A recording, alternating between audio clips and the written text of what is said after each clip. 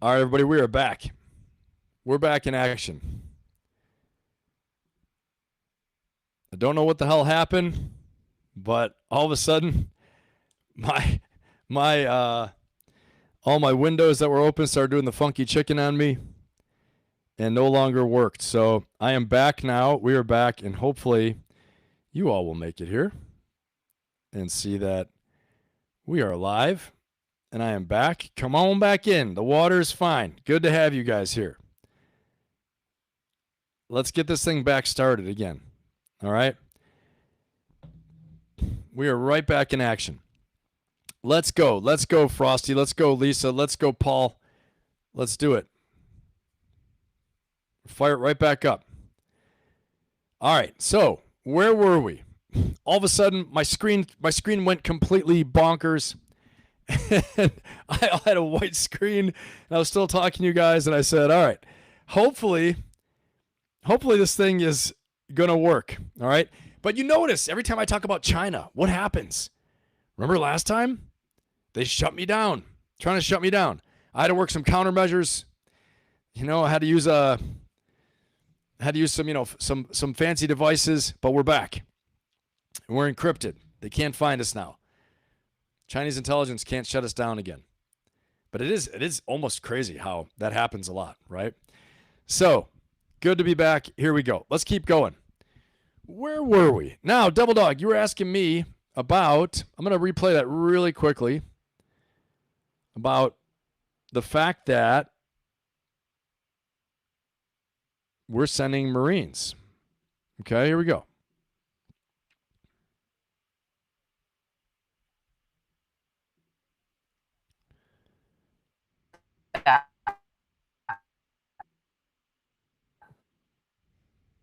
Will be transported across on 3 amphibious ships, which is pretty standard. It's called an amphibious ready group.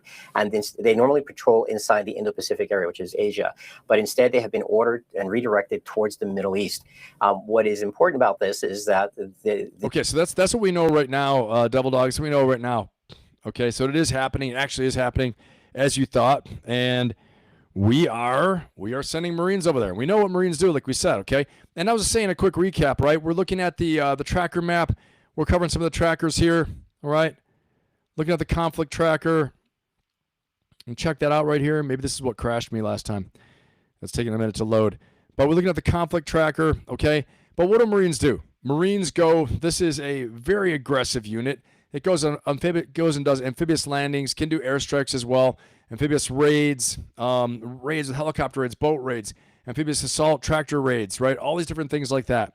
And so, yeah, it's a very serious commitment, and these are ground troops, okay? And as I've said before, you can't do regime change and unconditional surrender unless you do ground troops. Ground troops is how you guarantee that, okay? Let me go over to this one, make sure this does not crash my system. Okay, this is where we were when we left off. All right. So we're looking at the price of oil. It's gone up $3.82 in the past 24 hours. That's pretty significant. That's no joke. Okay, that's definitely no joke. And we're looking at war risk insurance right here. Look at this. War risk insurance. Extreme. War risk premium, 1%. Normal rate, 0.15%. Okay. So it's gone up 4 times. It's up no more than that. It's up almost 6 or 7 times, right? About 6 or 7 times is how much it's up. So 600 or 700%. It was 400%. 6.7 normal. 6.7x normal, okay? So the impact of the war is causing not just people not to want to transit the straits for fear of being attacked. It's too costly. It's too expensive. And again, what we were talking about, China is at risk. And when China's at risk, if their energy supplies are so down that they can't run the country, this is a war risk in my opinion, okay? This is what happened in World War II, like we were talking about. World War II, we choked off Japan's oil supply, their energy supply, and what did they do? They decided to go to war, okay? Is this going to happen with China? You guys tell me in the chat right now. Give me a 1 if you think if China is going to take some type of military action. Maybe not immediately, but over the next year, if China's going to take military action, give me a 1. A 1 if you think they're going to take military action based upon us choking them off like a boa constrictor from their oil, and give me a 0 if you don't think so, okay? I know it's a you know, kind of a hard call to make, but I want to get where you guys are at. Okay, let's see what else we got here. Supply chain disruptions, 200% supply chain disruption. So this is really impacting the global economy more than even I realized, honestly. You know, and there are some informal negotiations going on right now, informal, to open the straits back up, but I don't see that happening as the war continues and we keep pounding them. Israel keeps pounding them. I don't see that. It's only going to be by force. They know this is their big weapon. Oh, so let me ask you guys, right? How does this make sense? How does this make any sense at all? How does it make sense that, oh, we're pounding the hell out of you guys, we're bombing the hell out of you, but hey, can you open the Straits of Hormuz for us? Yeah, I mean, you know, that'd be cool because, you know, that's not cool. You guys have closed the straits off, right? Like, we're bombing you and all that's cool. And if you want to fire some missiles at Israel, I mean, you know, we get that too. Bomb our own bases. That's cool. We understand that. But, you know, man, the straits, that's a little extreme. Isn't that a little extreme? You're closing the straits. I mean, come on, aren't you guys overreacting? I feel like this is like we're kids. It's like high schoolers. Like, you didn't think the friggin' straits would get closed? This is their nuclear option, okay? If they don't have nuclear weapons, this is their nuclear weapon. Closing the straits, okay? So I just feel like they did not think this through. And I've heard this a lot from a lot of you on YouTube in the comments. They did not think this one through, okay? I'm gonna put our poll back up there. Please, if you voted before, vote again. Okay. Okay, do you think a ground war is imminent? A ground war will happen after 5 weeks is up. And again, everyone, because President Trump said, give us 5 weeks. I'm telling you, in the first few days, I think they thought these guys would crumble after 4 or 5 days. Put a 1 in the chat if you thought the administration, Department of War, everybody thought they were going to collapse. They thought the Iranians were going to collapse after 5 days. Put a 1 in the chat. If you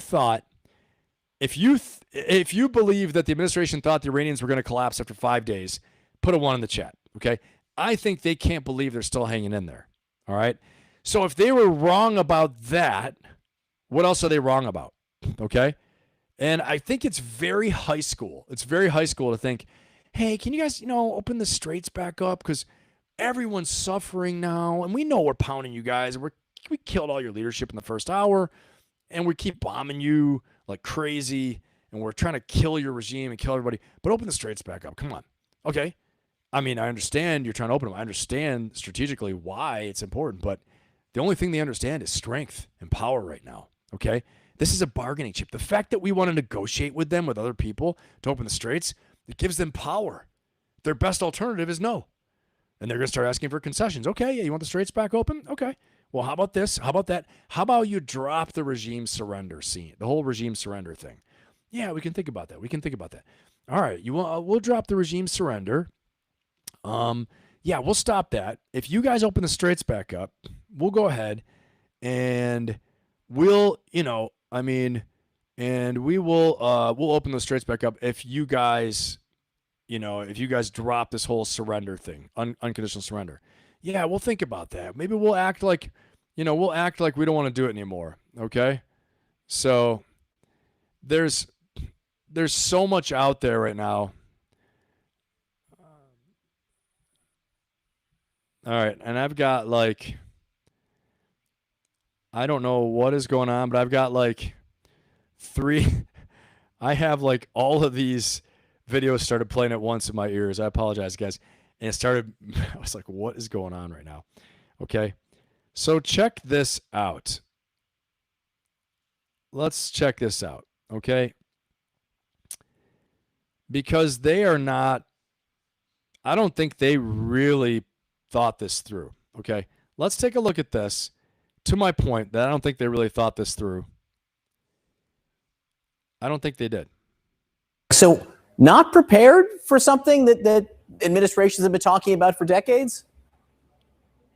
Yeah, look, this is reporting from CNN's Zach Cohen, Phil Mattingly, Kevin Liptak, and Kylie Atwood. And it gets into just how problematic what is happening in the Strait of Hormuz, which of course is one of the world's most important energy chokeholds in the country. It's responsible for 20% of the global crude oil that comes out of that very key waterway. And what they're learning are 20% of the global crude oil. Again, like I was telling you, this is about anywhere from 15 to 20% of China's oil. We already choked off 5% from Venezuela. So this is a quarter. We're taking away 1/4, okay, of China's oil supply. Again, go back to World War II, go back to Japan.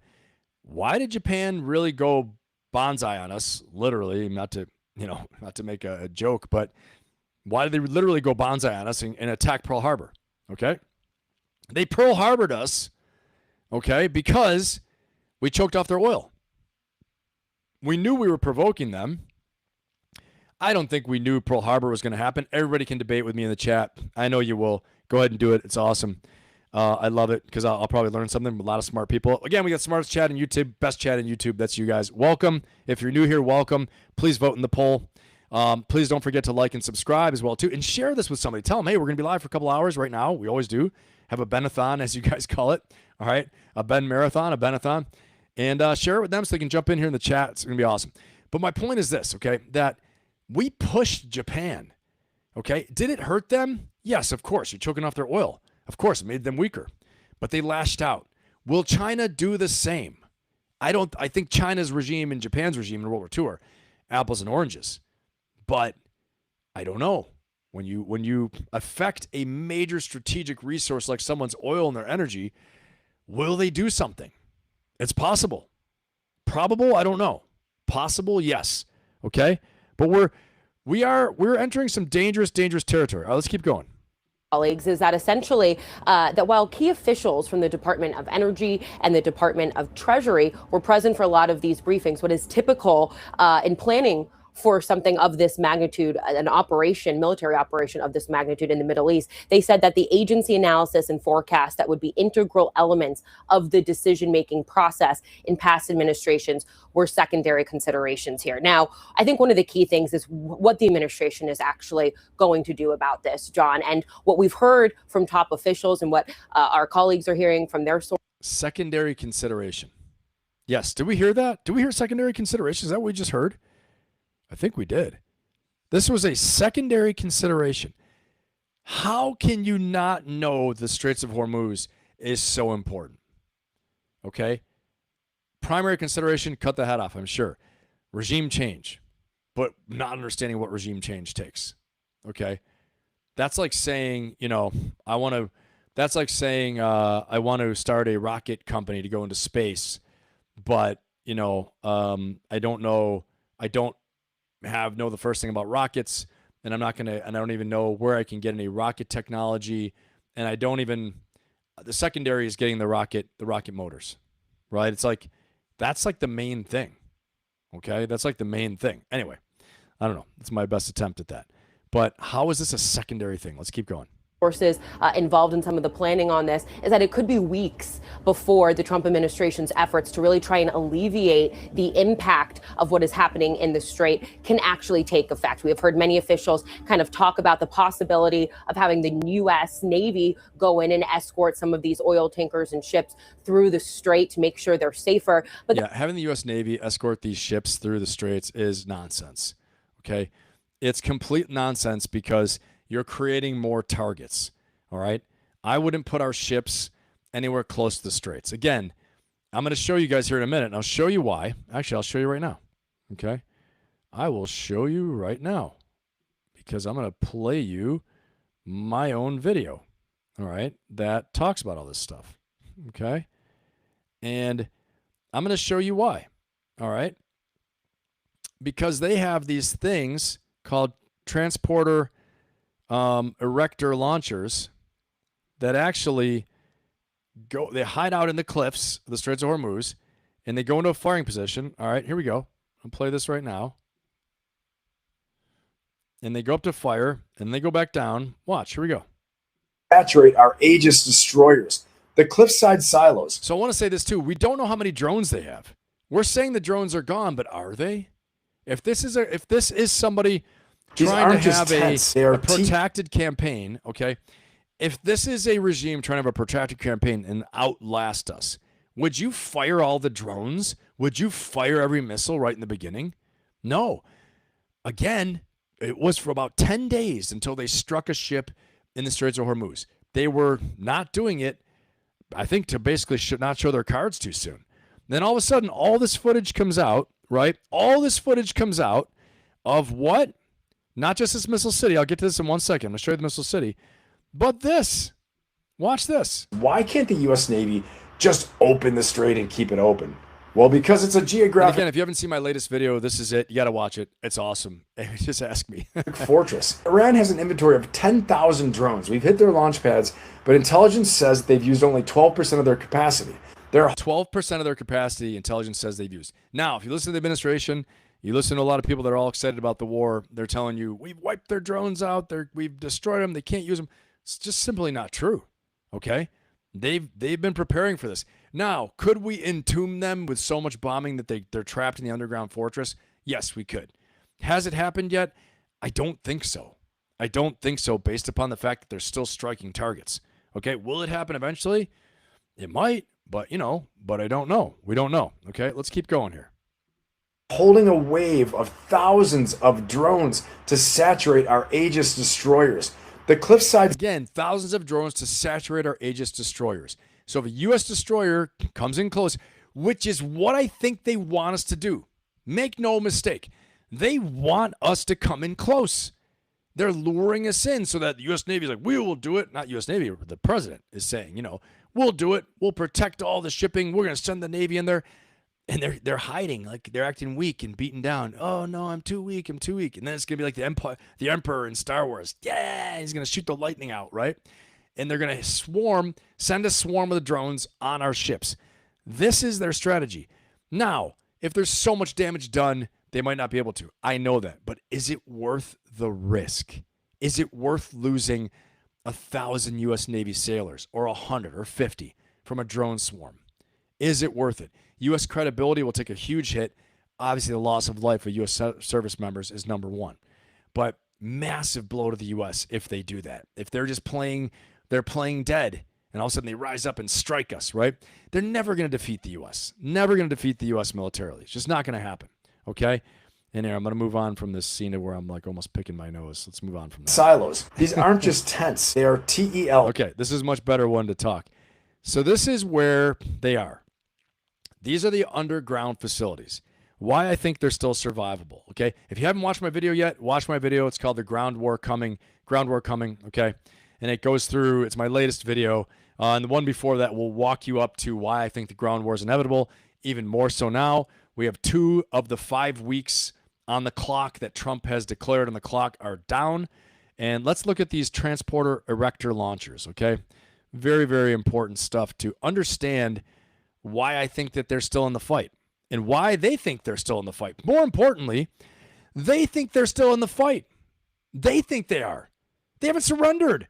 Remember the first few days? Yeah, we're bombing them, and we'll negotiate if they want to negotiate. Okay, we'll negotiate. This is basically the stance of the administration. If they want to negotiate, we'll negotiate. We'll give these little guys a chance. And all of a sudden, no white flag, no negotiation, no stopping. They're like under the pile of rocks with a shiv trying to cut our foot, right? And we're like, what? Okay. And then the attitude was, oh, you want to be a tough guy? You don't want to surrender? No deal. No deal. I think we were strategically and globally embarrassed that they did not surrender. And so now it's no surrender, unconditional surrender, no deal, okay? Because they're not asking for one. This is a radical, fanatical death cult, okay? They are a survival cult. They want to survive. But martyrdom is a part of their thing, okay? This martyrdom is a big part of the IRGC's, their whole culture. I'm going to say as a U.S. Marine, we had a culture not of martyrdom, but we celebrated extreme valor in combat. Any Marine out there, Devil Dog, let me hear from you, man. Extreme valor in combat. All we did was, okay, all right, gents, all right, Marines, grab a knee right here. Sit, kneel, bend. I'm going to tell you a little story about Corporal so-and-so, who led his squad, and then in a firefight, he killed 13 enemy soldiers, and at the end, he jumped on a grenade and saved his soldiers and died for them. And he killed 13 enemy soldiers. And in the end, he then jumped on an enemy grenade and he saved the lives of his Marines. Hoorah. Okay, we're moving on now. Literally, little stories like that all the time pounded into your head. Okay, so you knew when your time for combat was that, vast majority of Marines don't have an opportunity. Don't get in a situation like that, right? But you knew if you were trapped, you knew you were going to be remembered throughout the Corps. You're going to be memorialized and remembered, and you're going to live on forever. Just like Gunny Sergeant Hartman says in Full Metal Jacket. And because the Corps lives forever, you live forever. This is what we're talking about. This is why I feel like I know this IRGC, because the Marine Corps, Uncle Sam's misguided children. A little something going on up here, okay? Ask the rest of the war room guys. They would talk about it. We'd joke about it, okay? Love my brother Marines. Love them to death. But, we all drink the same kind of crazy creek water or something. Makes us all a little different, okay? And a lot of it is how they indoctrinate and they sustain the transformation to the Marine Corps, right? You sacrifice everything for the team, including your life. Everything for the mission, for the team, including your life. I'm not kidding around. I'm not bullshitting about this. This is for real. All my Marines will back me up and say 100%. Every Marine out there will know this is no kidding, 100% true. All right. This is what we're getting into with the IRGC, a very similar type culture. Obviously, theirs is also religious and religiously pounded in their heads. Okay, let's watch this. Transporter erector launchers that are built into the cliff sides, okay? They're 500 meters deep in the limestone. They roll out, fire a NOR cruise missile, and they roll back in before our F-35s can even turn. The 4,000 missiles. Okay, so can you guys see that, right? It's down there, and then it comes up through like a little friggin', like a little tunnel or an elevator. Drives up, right? Drives up this little red area, and then it goes down the path, comes out and it fires. Reserve. In the firing even after position. 10 days of bombing. Right there, right? Into the firing Underground position. cities in And Zagros Mountains and then it goes hold back down, enough ballistic right? missiles, enough reserves and inventory to level every desalinization plant in the Gulf. This is why air power. You got to remember, they're trying to level the desalinization plants. This will change the Gulf. It will change the Persian Gulf. It'll change the GCC countries, okay? They depend upon desalinization. How do you kill a lot of people? Dehydration, starvation. Okay, Mao Zedong killed 80 million of his people in the Great Leap Forward by starvation. Joseph Stalin killed 20 million of his own people, I believe, in collectivization. Okay? And, through starvation, liquidations as well, too, in the Stalinist regime. But Mao killed 80 million through mass starvation in the Great Leap Forward. It's the same thing here. If they want to kill a lot of people and have everybody pin the tail on the donkey on the United States and Israel, they can say, well, you started this war. Yeah, but we didn't blow up the desalinization plants. Yeah, but you should have known that they would do that. That's what their plan is, okay? Their plan is that. Let's keep on watching this for a second. Rewind 1 second here. The 4,000 missile reserve. Even after 10 days of bombing, the underground cities in Zagros Mountains hold enough ballistic missiles, enough reserves and inventory to level every desalinization plant in. Okay, and so this is what they're talking about, the desalinization plants. So when we see this, it looks like Iran's going to invade, right? Oh, they're going to invade across all the way to Israel. No, this is where they can range with their missiles. They can range even further than this, but this is the area they want to affect. They want to destroy the desalinization plants. They want to cause havoc on the global economy. They want to wreck. All you got to do is this. If you blow up all the desalinization plants or damage them enough that they can't produce water, you're dead. And if you shut down the Straits of Hormuz long enough that it messes up the global economy, messes up the energy for China, China might just get bold enough and come in. They might just come in the war. Maybe they won't get in the shooting war, but they might start delivering munitions to Iran. And then if China does, Russia might say, what the hell? I may as well too. We don't know, okay? I'm just saying Iran wants to make a mess.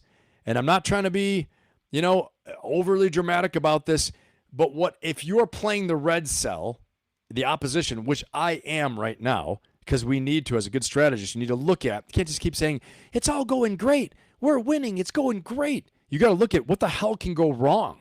If you want it to go great, you got to know what's going to go wrong. Why do I do this stuff? Okay. Ben, you're an executive coach. You're a leadership and life coach, an executive coach. You help executives to build their businesses. I work with founders, owners, executives C-suite. I work with teams, sales teams, all these things. I help them to build their companies. Okay, I help them to build their lives. I help people to improve their lives, okay? Or improve your company, improve your business, so on and so forth. It's all strategy. This is why. And if we keep on putting our head in the sand like an ostrich and saying that, oh, well, there's no problems here, you got to know the strategic context you're operating in. You have to. What are the threats, right? What's the marketplace competition? What are the market conditions, right? What are the threats, opportunities? The opportunities and threats, you have to know that. What is the most likely course of action for the enemy or for the opposition or for your competitors? All right? Strengths, weaknesses, all these things. What is the timeline? All this stuff. This is why I do this. We have to understand what the hell is going on before we find ourselves in a quagmire that is the new Vietnam of the Middle East, which is what we're going to talk about here in a second. Okay? All right. And I'll get back to my video in a second here. But let's go ahead. Let's watch a little bit more. Let's watch a little bit more of this video because I think there's a lot of good stuff here. All right. Before I do, though, I'm going to jump in the chat. I want to see what we got in the chat here. Everyone. All right. Let me see. Hey, awesome flying arrow. Great to have you here. Glad to have you here. Hardcore Raider, what's up? Anyone that had their boots on the ground knows exactly what the fuck I'm talking about. Let's see. WTF, Hardcore Raider, I'm sure. Brian Plummer, what's funny about this whole thing is that if the people are worried about terror groups and nukes, we should be watching Paxton. 100%. 100%. As a fellow Marine, I can attest that this is true. Hey, Semper Fi, awesome to have you here. We got the best chat in YouTube. Great to have you guys here. Welcome. Please vote in the poll, okay? And again, guys, I am politically independent. I'm straight down the middle with this stuff. I try to just call it like it is, call the balls and strikes as I see them, okay? I'm a strategist as well, so I'm looking at the strategy, the stated strategy, the ends, ways, and means, right? What do you want to do? And then what are the ways and means we can do it? That goes in battle, it goes in business, it goes in life, okay? And if your ends are not supported by the ways and means, well, you're never going to get to the ends, all right? And if you kind of meander to it like a snake, you're going to end up losing all your support. And I will say one big thing to understand is that we are in a democracy, and it's fantastic, right? But it hurts us in two ways. One, we have to have political coalitions to hold together the war effort.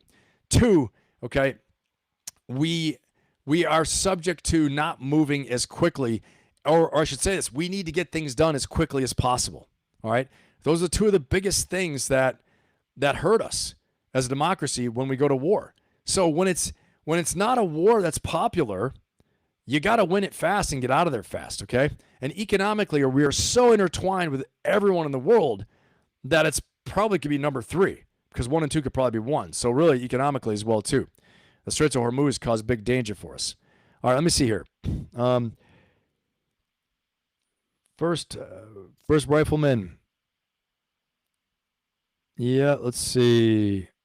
Cody Fisher. The chase for the greater Israel project of most importance. Yeah, there's a little bit of the tail wagging the dog. Not a little bit, a lot. A lot of the tail wagging the dog right here for sure. Let me see. All right, guys, if you guys had a question and I missed it, just throw it. Hey, new subscriber here, Hardcore Raider. Former Army Infantry Combat Vet, OIF, awesome. Do you think this war with Iran may prevent a bigger war with China, Russia, or will it escalate it? So there are two schools of thought. This is a great question, Hardcore Raider. And I talk about it in my video, so, watch the video, and we'll watch a little more of it as well, too. But I want to say this, that for sure this, okay? If we could wave a magic wand and we said, okay, we're maybe going to wave a magic wand, we're not spending any more money on Iran, containing Iran, worrying about Iran, we don't need to focus on them. No more combat power there either. 100% it would improve our ability to contain and focus on China, counter China, contain China, all those things like that, okay? But, however, and right now that's not really true because we are spending billions on Iran, okay? Is the juice worth the squeeze? Right? We said what the strategy is, and if it's actually to affect China, there's strategic overreach, there's miscalculation, and as we squeeze China, right, for their energy resources, 17 to 20% roughly from Iran, from the Straits of Hormuz, and not just from Iran, but Straits of Hormuz. No, actually, yeah. So about 17 to 20% comes from Iran, and then about 5% from Venezuela. So we squeezed almost 25% of China's oil from them, restricted them on it. Okay? So all that being said, this could be strategic overreach where we're spending billions. And I want to say, I'm getting another point. We're firing so many of these interceptor missiles. And I've heard that we only recreate 600 per year. Okay? Tell me in the chat. You guys look it up in ChatGPT. Fact check me on it. I've heard our standard operating procedure is to reproduce about 600 interceptor missiles per year. We've already fired we've gone Winchester, I think, on a 1 year supply, I would guess, from all our allies, our partners, ourselves. And that's why President Trump met with the 4 leaders of the defense corporations and said, hey, we need you to ramp up what you're doing. We need more, okay? Because we're getting dangerously low.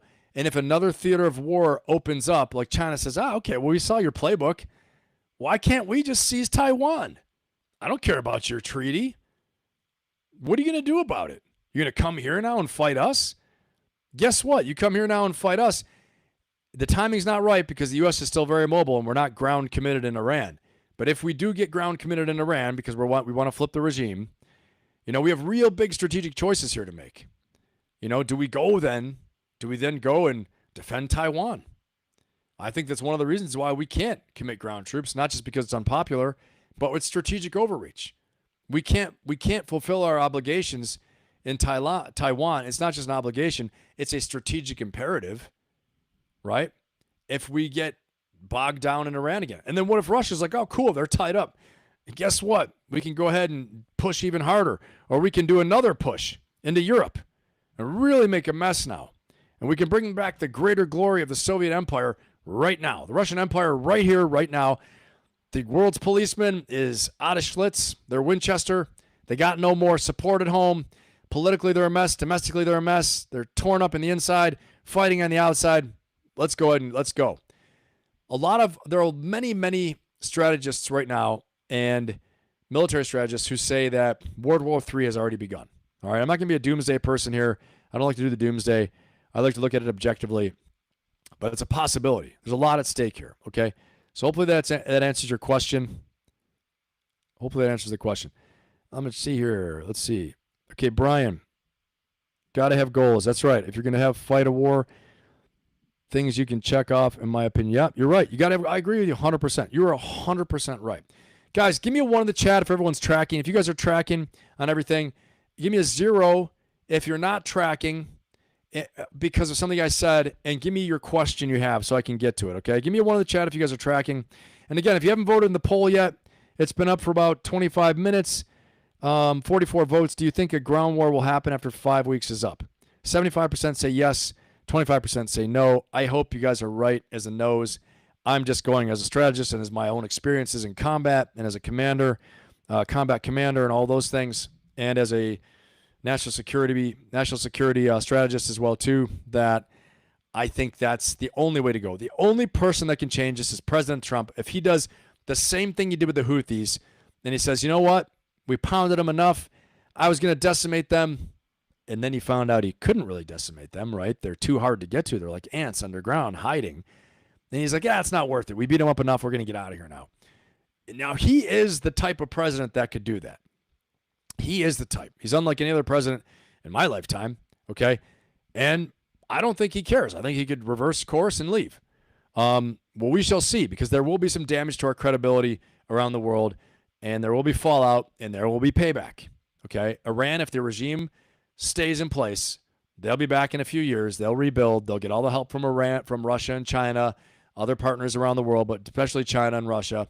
They will rebuild, and you know what? And they will conduct attacks against us around the world, okay? Because they're going to activate what? They're going to activate their sleeper cells, okay? Again, let's look at this. Another video right now, okay? They're going to activate their sleeper cells, and I think it is something worth looking at right now, okay? Because something has been going on that was discovered by Radio Free Europe Okay. Radio Free Europe Listen to discovered this, and I'm going to play it in a second here. Just happy my system is holding up and not crashing. Or the Chinese are not crashing me. The Chinese that have crashed me so many times. All right, everybody, I see all you here. All right. Awesome. Scotty, maybe. Just some dude. I'm a machine. Frosty, Nancy, Propaganda. I see you. The Diamond Dog, Mark, Hardcore Raider, Lady Ann. Awesome. Okay, got you. Let's see. That Interceptor is 96. Oh, 96 per year. Holy crap. It's less than I thought. So total is probably 600 of all of them. That's less than I thought. I'm glad you fact checked me on that. False flag, you might be right. We'll see. Of course, Hardcore Raider, my pleasure. Okay, I was at Aberdeen Proving Ground one time for annual training. I was in the USMCR Bravo Company. Okay, and I saw this graveyard of prototypes and even EFVs. Yeah, right. One of many things that died. Yeah, our expeditionary fighting vehicle. Now we probably need it, right? It's crazy because we got so ready to fight for China. We're like, no more Afghanistans, no more of this. Oh, wait a second. Dust off all that crap. Wait a minute. Afghanistan, you have all our stuff. Taliban, will you fight for us? Taliban, come on. Now, let me say something. Let me tell you something, okay?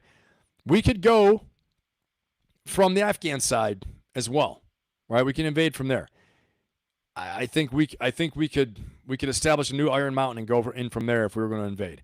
Totally sidebar. We can talk about it, but just thinking about it because they have a lot of equipment there. A lot of our stuff's still there. I don't even know if they're using it. I don't know if they can maintain it. So, lots of stuff to consider. Ben, do you think the Mew will head to Karg Island, which was bombed tonight? I do. Mark, actually, that's what I was going to say. Within the Straits, I think Karg Island is the place that the Mew is going.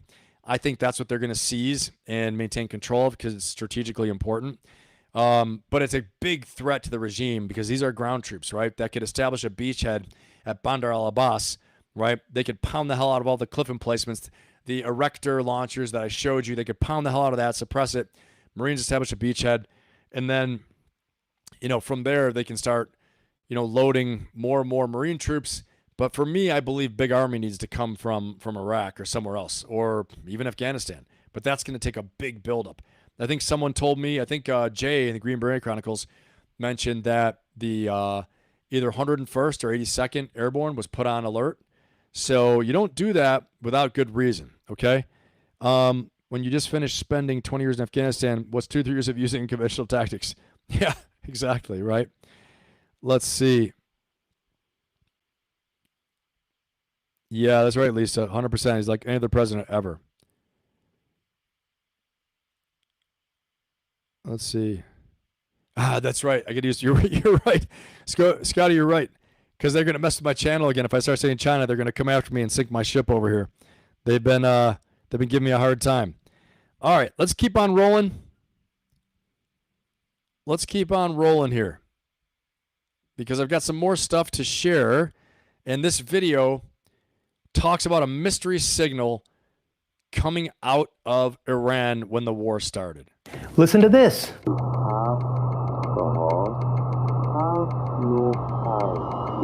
On the first day of the U.S.-Israeli attacks on Iran, something strange appeared on the airwaves. A mysterious shortwave radio broadcast, a man's voice calmly reading random number sequences in Persian. Radio enthusiasts first picked it up on February 28th, the first day of the war. The broadcast follows a loose pattern, a string of numbers read aloud for 2 rounds, then a pause, then the Persian word for attention repeated 3 times, then the numbers start again. Sometimes it's longer, sometimes it's shorter. No one knows exactly where the signal is coming from, but radio enthusiasts have narrowed it down to somewhere in Western Europe.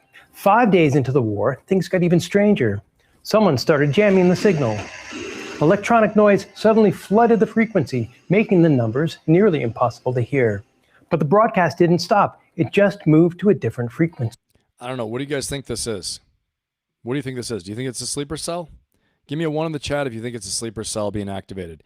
If you think that Iran is activating their sleeper cells, put a 1 in the chat. I want to hear what you have to say, and tell me, or whatever you think it is. It sounds like they're activating their sleeper cells. But put a 1 in the chat if you think that they're activating their sleeper cells with this signal, this, this code that no one else can know what's being said unless you have the decoder. Let's keep on listening here. RFERL independently recorded the transmission on March 10th, meaning it has been broadcasting around 2 weeks, more or less daily. So what is it? The most common explanation is something called a number station, an old-school Cold War spy tool, a shortwave radio broadcast used to send encrypted messages to intelligence agents around the world. Anyone can listen to the numbers, but without the decoder, the message is essentially impossible to understand.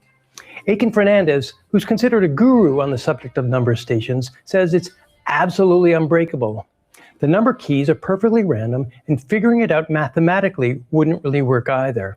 And even if you translate them into words, the message would likely still make no sense without the right decoder key. So do you guys think, it seems a lot like they're activating sleeper cells, they're sending targeting information, sending instructions from Tehran.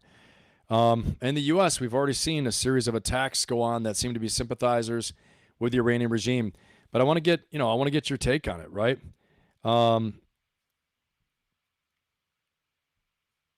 Okay. A sleeper cell. So the Diamond Dog is asking, what is a sleeper cell? A sleeper cell is when you have like an Iranian agent, for example. This means that there's an Iranian agent. A sleeper cell can be for any country or any organization, but it's someone that lives in the country, is in the country, keeping a very low profile. You don't know who they're affiliated with. You don't know who they're connected to. You don't know that they're a part of Iran. You don't know that they're trained, but usually like assassins can be a sleeper cell. A sleeper cell could be terrorists. It could be someone from a country's military that's living there that, is there well ahead of time, sending back data about key places like, key leadership, bridges, infrastructure, routes, all those things like that. So no one knows about them. But then when they're activated, they start doing sabotage, attacks, assassination, all these different things like that. So in this case, a sleeper cell would be, hey, Brian, thank you so much, man. I appreciate it. It means a lot. Absolutely awesome. Thank you. Welcome. Great to have you. Thank you so much. But that's what a sleeper cell is, okay? So a sleeper cell is something that is being activated that was quiet, hidden, like asleep, okay? Kind of asleep, if that makes sense. Guys, give me a 1 in the chat if that makes sense. The Diamond Dog, give me a fire symbol or a 1 if that makes sense, if you're tracking that. Yeah, of course, man. Good to go. Yeah, that's right. John has a large mustache, right? Yeah, Hardcore Raider, I think they've been planning sleeper cells since the 12-day war. We give them plenty of time to prepare after the initial. 100%, man. 100%. Like, what do they think is going to happen? We bombed them for 12 days. We went in their Operation Midnight Hammer and hammered them. 12-day war, and then they knew this is going to happen. They have intelligence. They have sleeper cells. They have people. They have their own intelligence. They know that something's about to happen. So they built up, entrenched. They know they'd rather be entombed and killed in a bunker, like the bunkers I showed you, than, getting hung in the street by their people. Oh, yeah, let me go ahead and surrender real quick. Let me go ahead and surrender. I'm going to show you what's going to happen if they surrender, and we'll come back to this sleeper cell thing, okay? Here's what happens if they surrender. Here's what's going to happen right here. Let me show it to you. Let me show you what happens if they surrender. Yeah, if they surrender.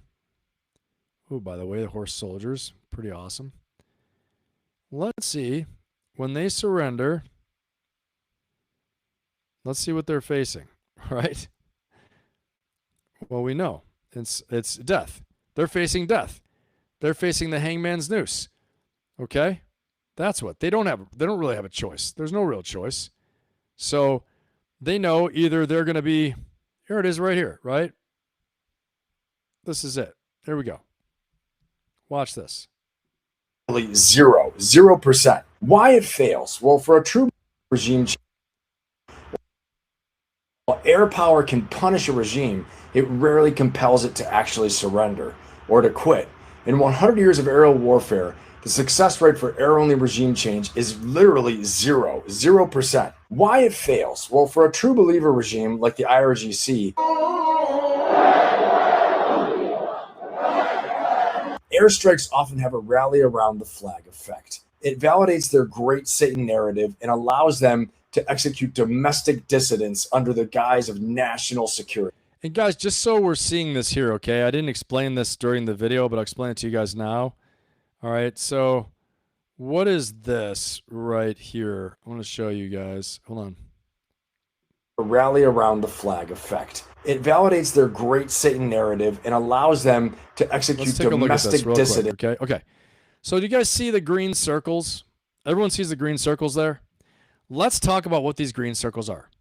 These are regime strongholds. These are the IRGC underground cities, all through the Zagros Mountains, okay? Here you can see Iraq off to the left. You can see Tehran up in the center, red circle. We can see Afghanistan off to the east, the Persian Gulf down here, and the Straits of Hormuz, okay?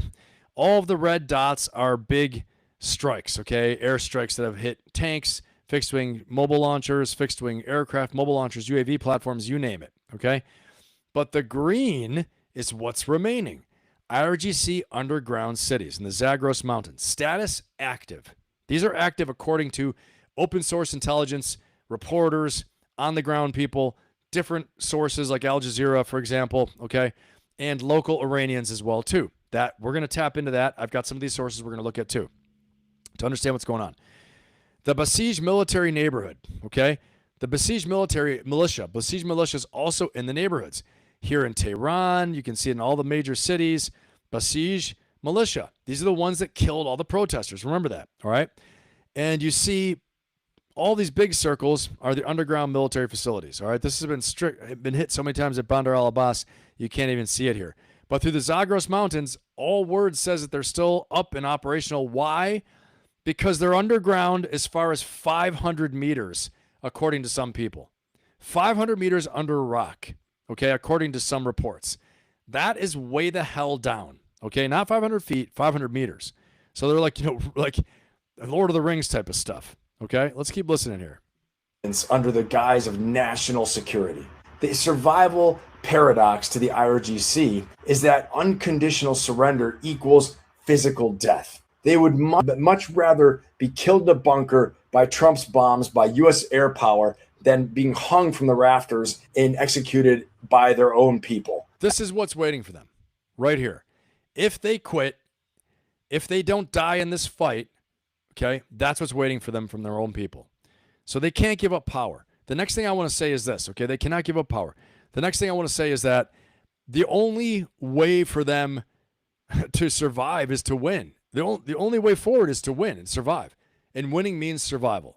That's the only way forward for them, okay? So as much as, we're talking about, hey, negotiated surrender, the only negotiated surrender is it with the regime in power. That's it. That's it. Again, so why am I saying boots in the ground? That's why. If you want unconditional surrender, you want the regime gone, they're not going to go anywhere. You're not going to bury every single one of them, okay? You're just not. And guess what? They're the ones with the guns. They're the ones with the guns, and even if, okay, so let's say it's a country of 90 million. Let's say 70 million hate the government. 20 million love it. And those 20 million, guess what? Super powerful, lots of guns, all the resources, and even if we bomb them down, let's say we kill 10 million. 10 million with guns is still a lot more than 80 million without guns and without weapons. As long as they have ammo, you terrorize a few thousand as they did, everyone else goes and just goes away. Hey, we won't bother you. They kill the ones that want to fight. The rest of them, go back to doing what you're doing. We're back in control. That's it. And again, unless you put boots in the ground, you dig them out, you're not going to change this regime, okay? Put any questions you guys have in the chat. Let's keep going here. After surrendering. Once they lose power, they know they're dead. This is not even a choice. They'll choose the bunker, death in the bunker, 10 times out of 10. That's what's waiting for them right there, okay? What's dead. waiting This for is them not is even a right there. The hangman's noose is waiting for them. Firing squad, you name it. That's what's waiting for them all the way, 100%, okay? Let's keep on rolling here.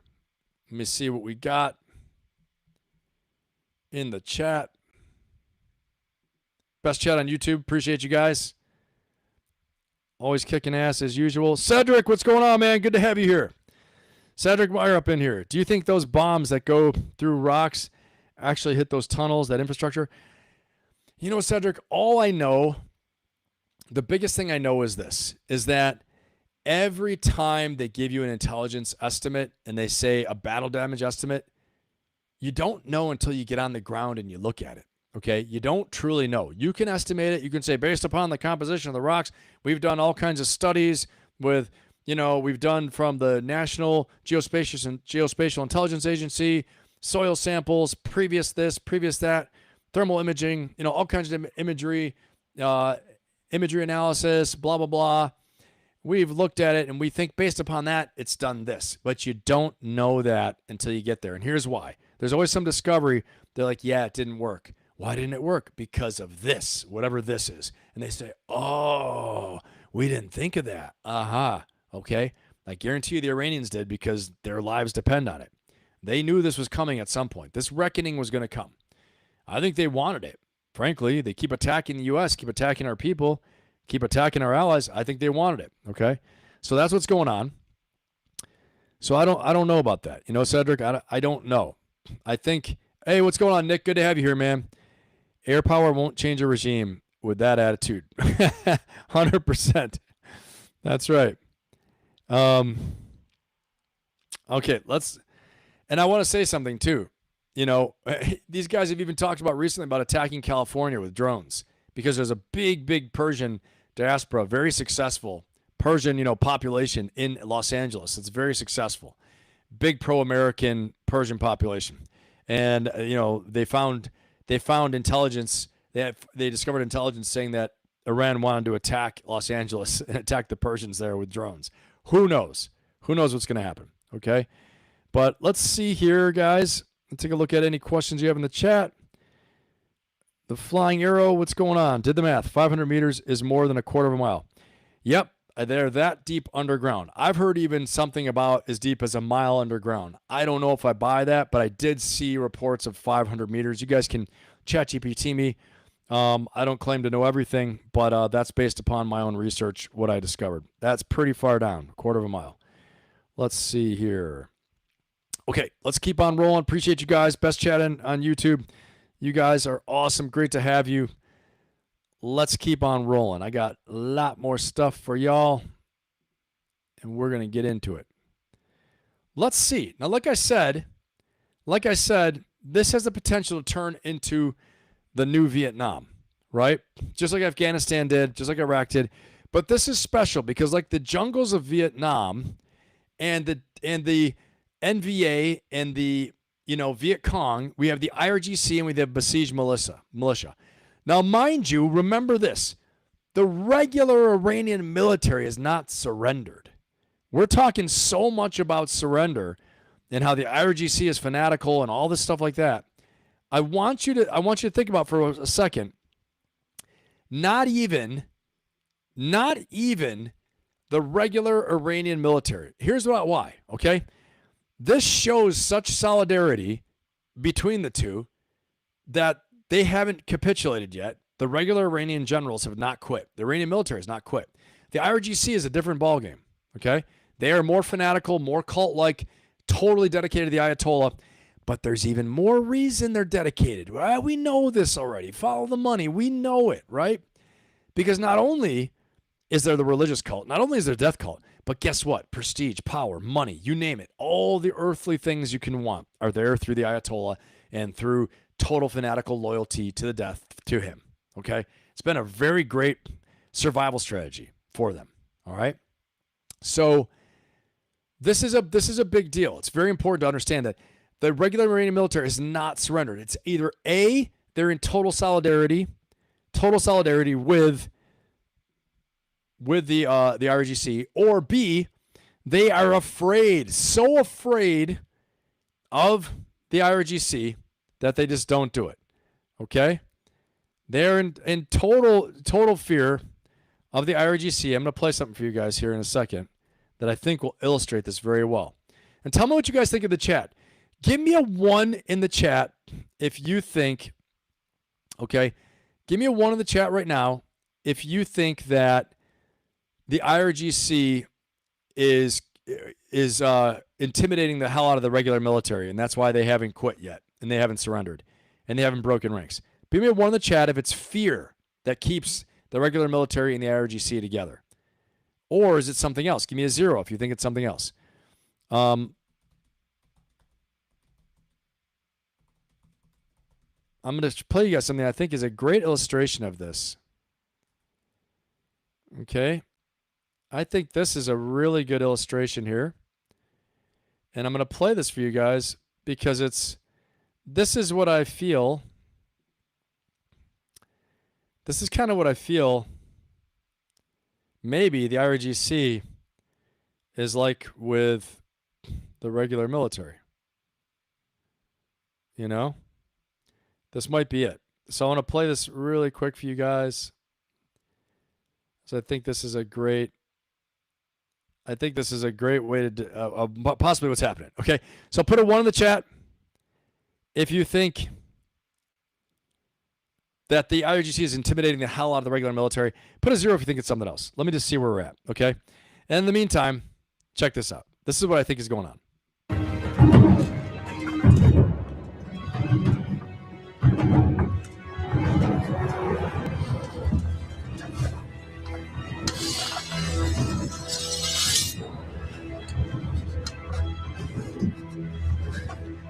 If you have any last words, my lord, now's the time.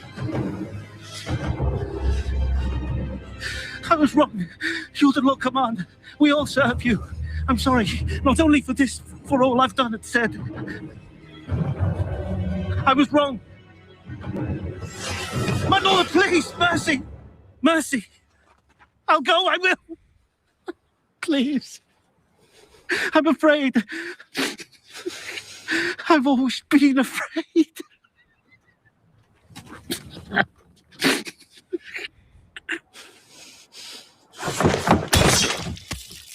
So I think that's what's going on. I think that's what's going to happen. I think that's what's going on. And I think that it's a little bit long, that one. For sure, my video is going to be banned worldwide now on YouTube. I'm going to get hit for sure. This will be like, this is blocked worldwide for playing that clip. But anyway, it's worth it to illustrate my point. I think that they're going to try and break ranks. Mark my words, we're going to hear intelligence about this. The regular military wants to break ranks, okay? But they might be sticking with the home team. You're right. They might just be sticking with the home team.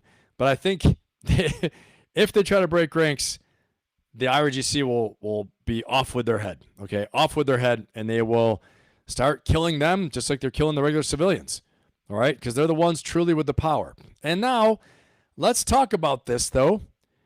Why do they have the power? And why do they want to stay so loyal to the Ayatollah no matter what? Why is that? But before we do that, let's keep looking at this really quickly. Okay, that's the first thing. What about the jamming? Who's jamming the signal and why? So the kind of interference being used here is called a bubble jammer. Basically, it drowns out the signal, so the transmission is impossible to understand. Historically, this kind of... So if you're just catching up right now with us, okay, please remember to like, subscribe, and share, and vote in our poll as well, too. And what we're talking about here is that we believe the Iranian sleeper cells are being activated. Radio Free Europe discovered a signal that was being broadcast in the beginning of the war 14 days ago. Can't believe it's been 14 days already. And that there are random numbers in Farsi, random patterns. No one can decode it, figure out what it is. You need a decoder to actually do it. It's something they used to do like in World War II as well, too. And they believe they're activating sleeper cells and giving them instructions on what to do. Okay? Sleeper cells across the world. So that's what we're talking about. But they're also saying now that someone's actually jamming the signals. And who's jamming them? Let's hear. Jamming was used by governments trying to block foreign broadcasts. During the Cold War, Soviet-bloc countries regularly jammed broadcasts from the BBC, Deutsche Welle, or Radio Free Europe, Radio Liberty, which were beaming uncensored news and information into the Eastern Bloc. These days, the Persian language broadcasts, the BBC, and Radio Free Europe's Radio Farda are also being jammed by the Iranian government on a similar frequency. So if Tehran was responsible for this mysterious Persian number signal, it's pretty unlikely that Tehran will be jamming its own signal. That brings us back to the original question. Who's behind the numbers station broadcast? Could it be the United States sending coded messages to agents inside Iran? Or maybe it's Israel? Or how about Turkey, which is no fan of the Iranian government? Then it gets even muddier. ABC News reports that the US government had sent an alert to law enforcement agencies about an intercepted encrypted transmission. The transmission could, quote, be intended to activate or provide instructions to pre-position sleeper assets operating outside the originating country. ABC quoted the alert as saying. The CIA did not respond to requests for comment. So for now, the signal remains a mystery. What do you think? Let us know in the comments. Crazy stuff. And what do you guys think? Let me know in the comments. Let's see what you guys think, okay? I want to hear what you guys think about that. What do you think? All right, our poll is about an hour old. Do you think a ground war will happen after 5 weeks is up? We've got 64 votes. We've got 73% saying yes, 27% saying no. Please, if you haven't voted in the poll yet, give me a vote in there. I want to see what you guys think. We can all learn together. Again, the greatest chat in YouTube. Appreciate all you guys. Smartest chat in YouTube, first of all, and then the best according to everybody that comes out for the first time and visits it and saying this is the best. Great to have you guys. Everybody's very, very, very supportive and have a lot of great discussions. You can agree to disagree on things, but it's you guys are fantastic and make this channel what it is for our lives for sure. All right, let's see. Okay. Let's keep on rolling here. All right. We got some more to share with you guys. And like I said, we're going to see why is the IRGC so loyal? Why are they so loyal? Well, we're going to figure that out in a second. Okay. But before and after we do that, we're going to look at the kind of the Vietnam style war this could turn into. And why it's important to understand that this could go that way. Okay? Let's see here. Here we go.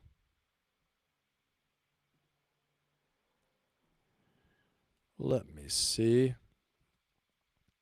And actually, before we do that, I'm on here, and this is from Iran International. Trump says U.S. bombing raid destroyed military targets in Karg Island. Okay, this is to your point, Mark, what we were talking about, that on Karg Island, we bombed targets there. And is that where the Marines are going? Quite possibly. It's quite possible the Marines are going to go to Karg Island, right? As we had discussed before. That might actually be where they're going, which would make a lot of sense. Okay. And let's take a look at some more here. Trump says U.S. bombing raid destroyed military targets in Karg Island. Trump rejects Putin's offer to move Iran uranium stocks to Russia. That is friggin' hilarious. That's hilarious. That Putin's like, well, we could take their uranium stocks for you. Take the enriched uranium off your hands and just put that in Russia. Create some more nuclear weapons. And Trump's like, yeah, no, thanks, but no thanks. We're fine. We're fine. We got it. Okay. So Trump deploys, it says U.S. deploys 5,000 Marines and sailors to Mideast to expand options in the Iran war. Again, that's Marine and sailors. We know it's 2,200 Marines that are going in. Okay, all my Marines out there. Sounds a lot like the MEU that's going in. Okay. With the ground combat element, the air combat element, and the logistics combat element. Okay. With those three, it's roughly 2,200. Of that, how many are actual troops that would go in to fight on the ground? Really more of about 1,500, okay? About 1,300, 1,200. And the rest are supporting. Obviously, the air combat wing can do serious combat too. The logistics combat element can support logistics for the infantry and for the ground combat element. All right, let's see here. What else? Iran raises human shield fears by rallying supporters to the streets.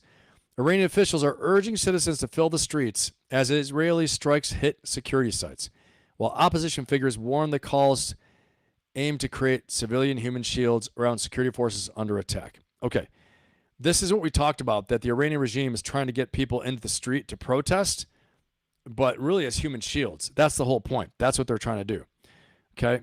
So again, I think it's important to look at some other sources though. So we're not just looking at US sources. We're not just looking at Fox News. We're not just looking at CNN, but we're looking at many sources to form this picture. This is really critical thinking. You got to have multiple sources to figure out actually somewhere in there lies the truth, right? And even this, I want to say this.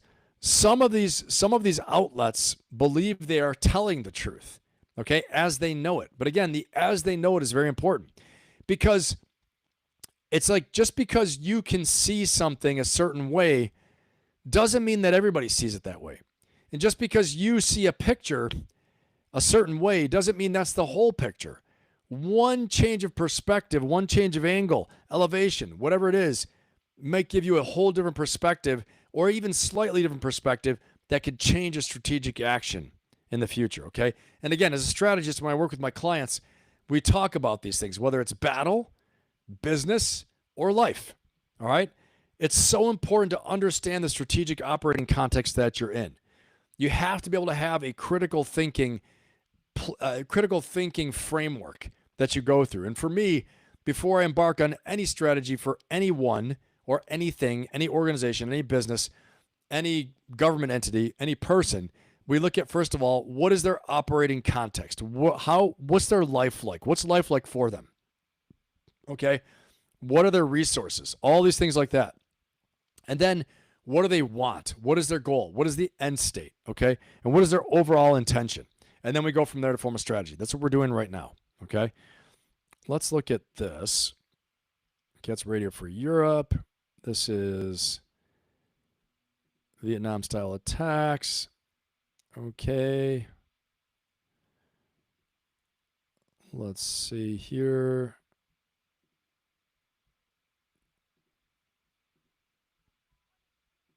Okay. I'm just looking at through some of these things that we're going to take a look at.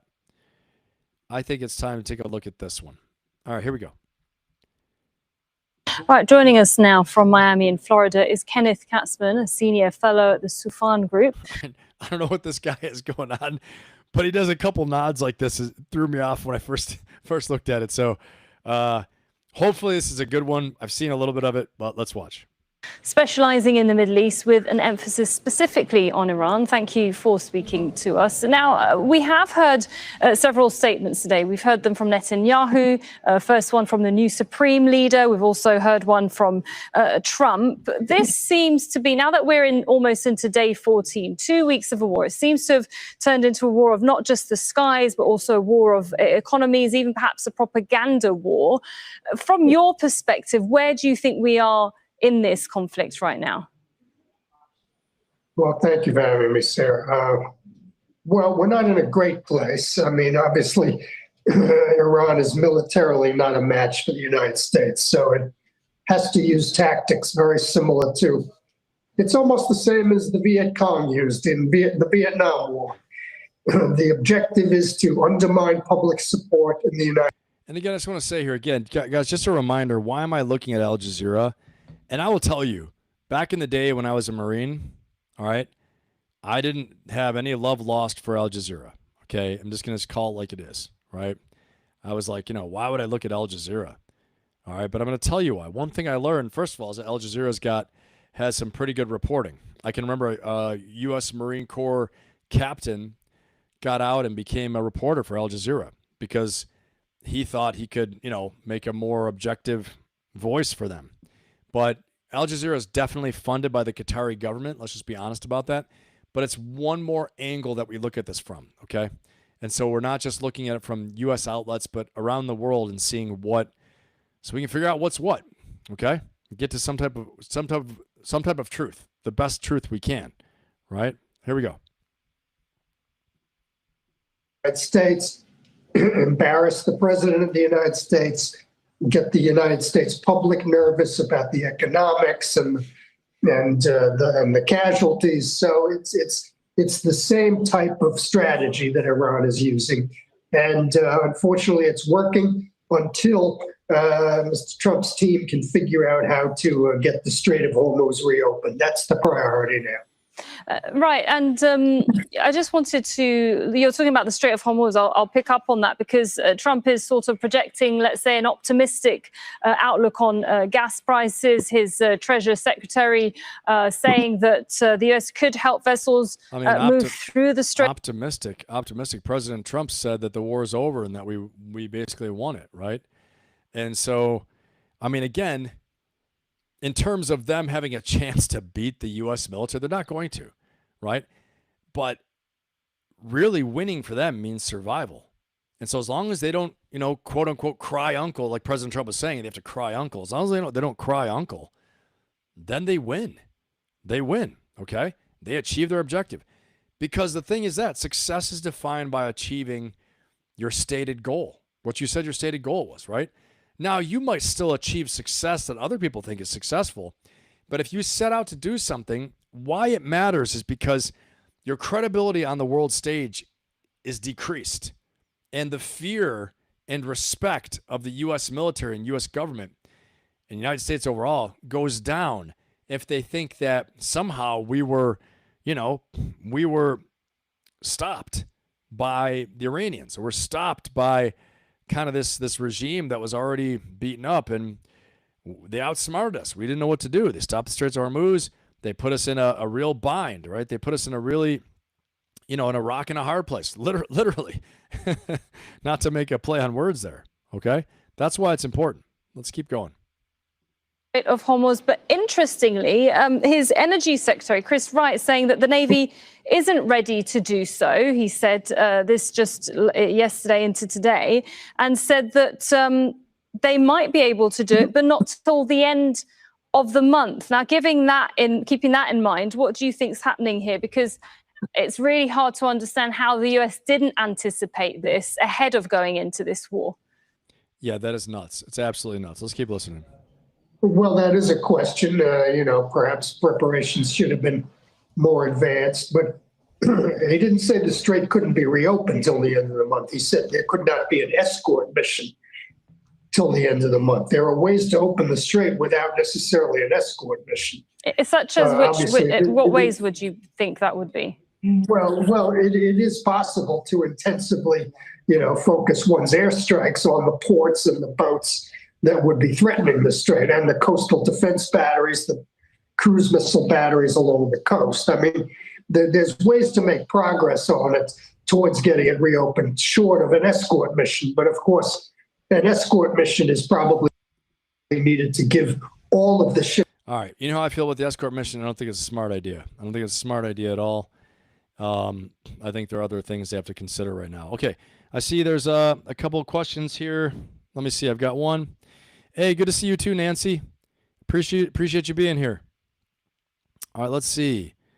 Cedric, and what about the UAE, Saudis, and else that wanted to form an alliance with these 5 countries, like a big kingdom in between Africa and minor, and said, okay, power play. I don't know, Cedric. I know that's a good question. I mean, these are a lot of big things to consider. I'm not sure about that. But I do think that, I know there's no love lost between Iran and Saudi Arabia, so we might see the Saudis jump in and do something. That might be in the works right now if they are going to have some type of international security and assistance force. But right now, that's not being considered. There's no coalition of the willing being formed. Remember this, okay? Unlike in the past with President Bush, okay, for Afghanistan and Iraq, and then later President Obama, they haven't first built a coalition of the willing, and then they haven't maintained a coalition of willing. There's no talk about a coalition of the willing forming and going into Iran, or even coalition of the willing for a naval blockade, or coalition of the willing for air campaign. None of that, right? So this is unilateral raw power from the United States and also from Israel. So there's none of that going on. So I don't know. I think, Cedric, you bring up a good point, but there's not a lot of talk about this, about this type of coalition or these other countries, partners coming in like that, right? All right, quick question for Ben. Brian Plummer in chat. Wouldn't a Kurdish insurgency group be seen as a threat to the average Persian citizen? Yeah, I think so for sure. And to that point, I'm going to play, I'll jump into my into my video again a little bit right here. Okay. To that point, we're going to talk about this ground war and what this looks like, for the insurgency. Okay. And I think you're right about that 100%. Okay, here we go. Moderate chance of survival. We're probably going to get him at some point, but the IRGC will survive.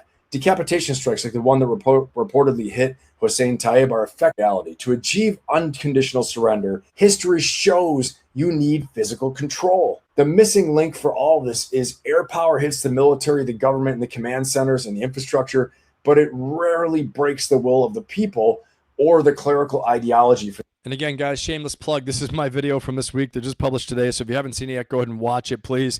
And make sure you like, subscribe, and share. If you think someone's going to get something out of this, we're going to be here for a bit. So go ahead and share it with them. Tell them, hey, get on here. Super cool chat. Best chat on YouTube that many people have said.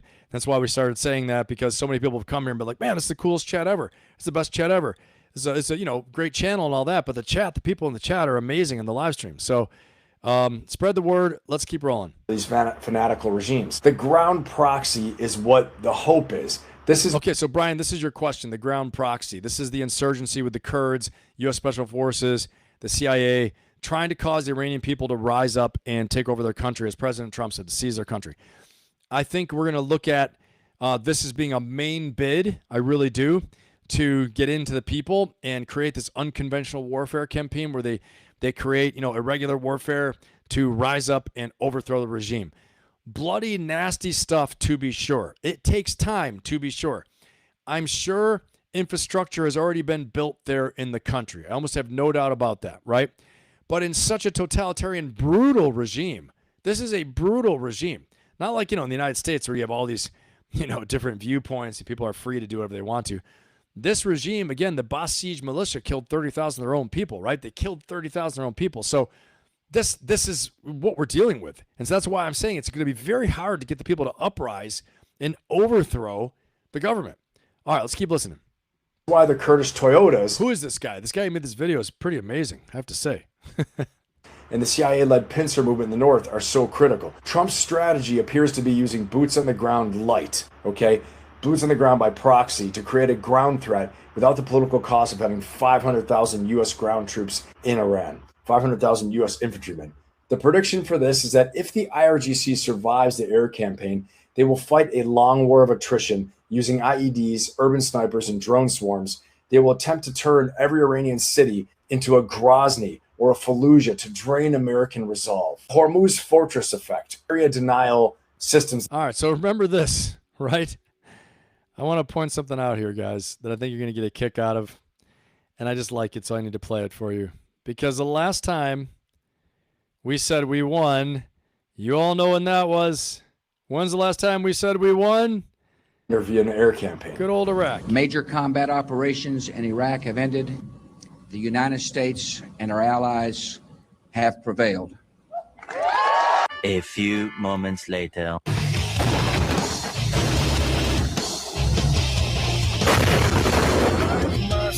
0%. That's right, 0%. No fanatical regime has ever surrendered to air power alone.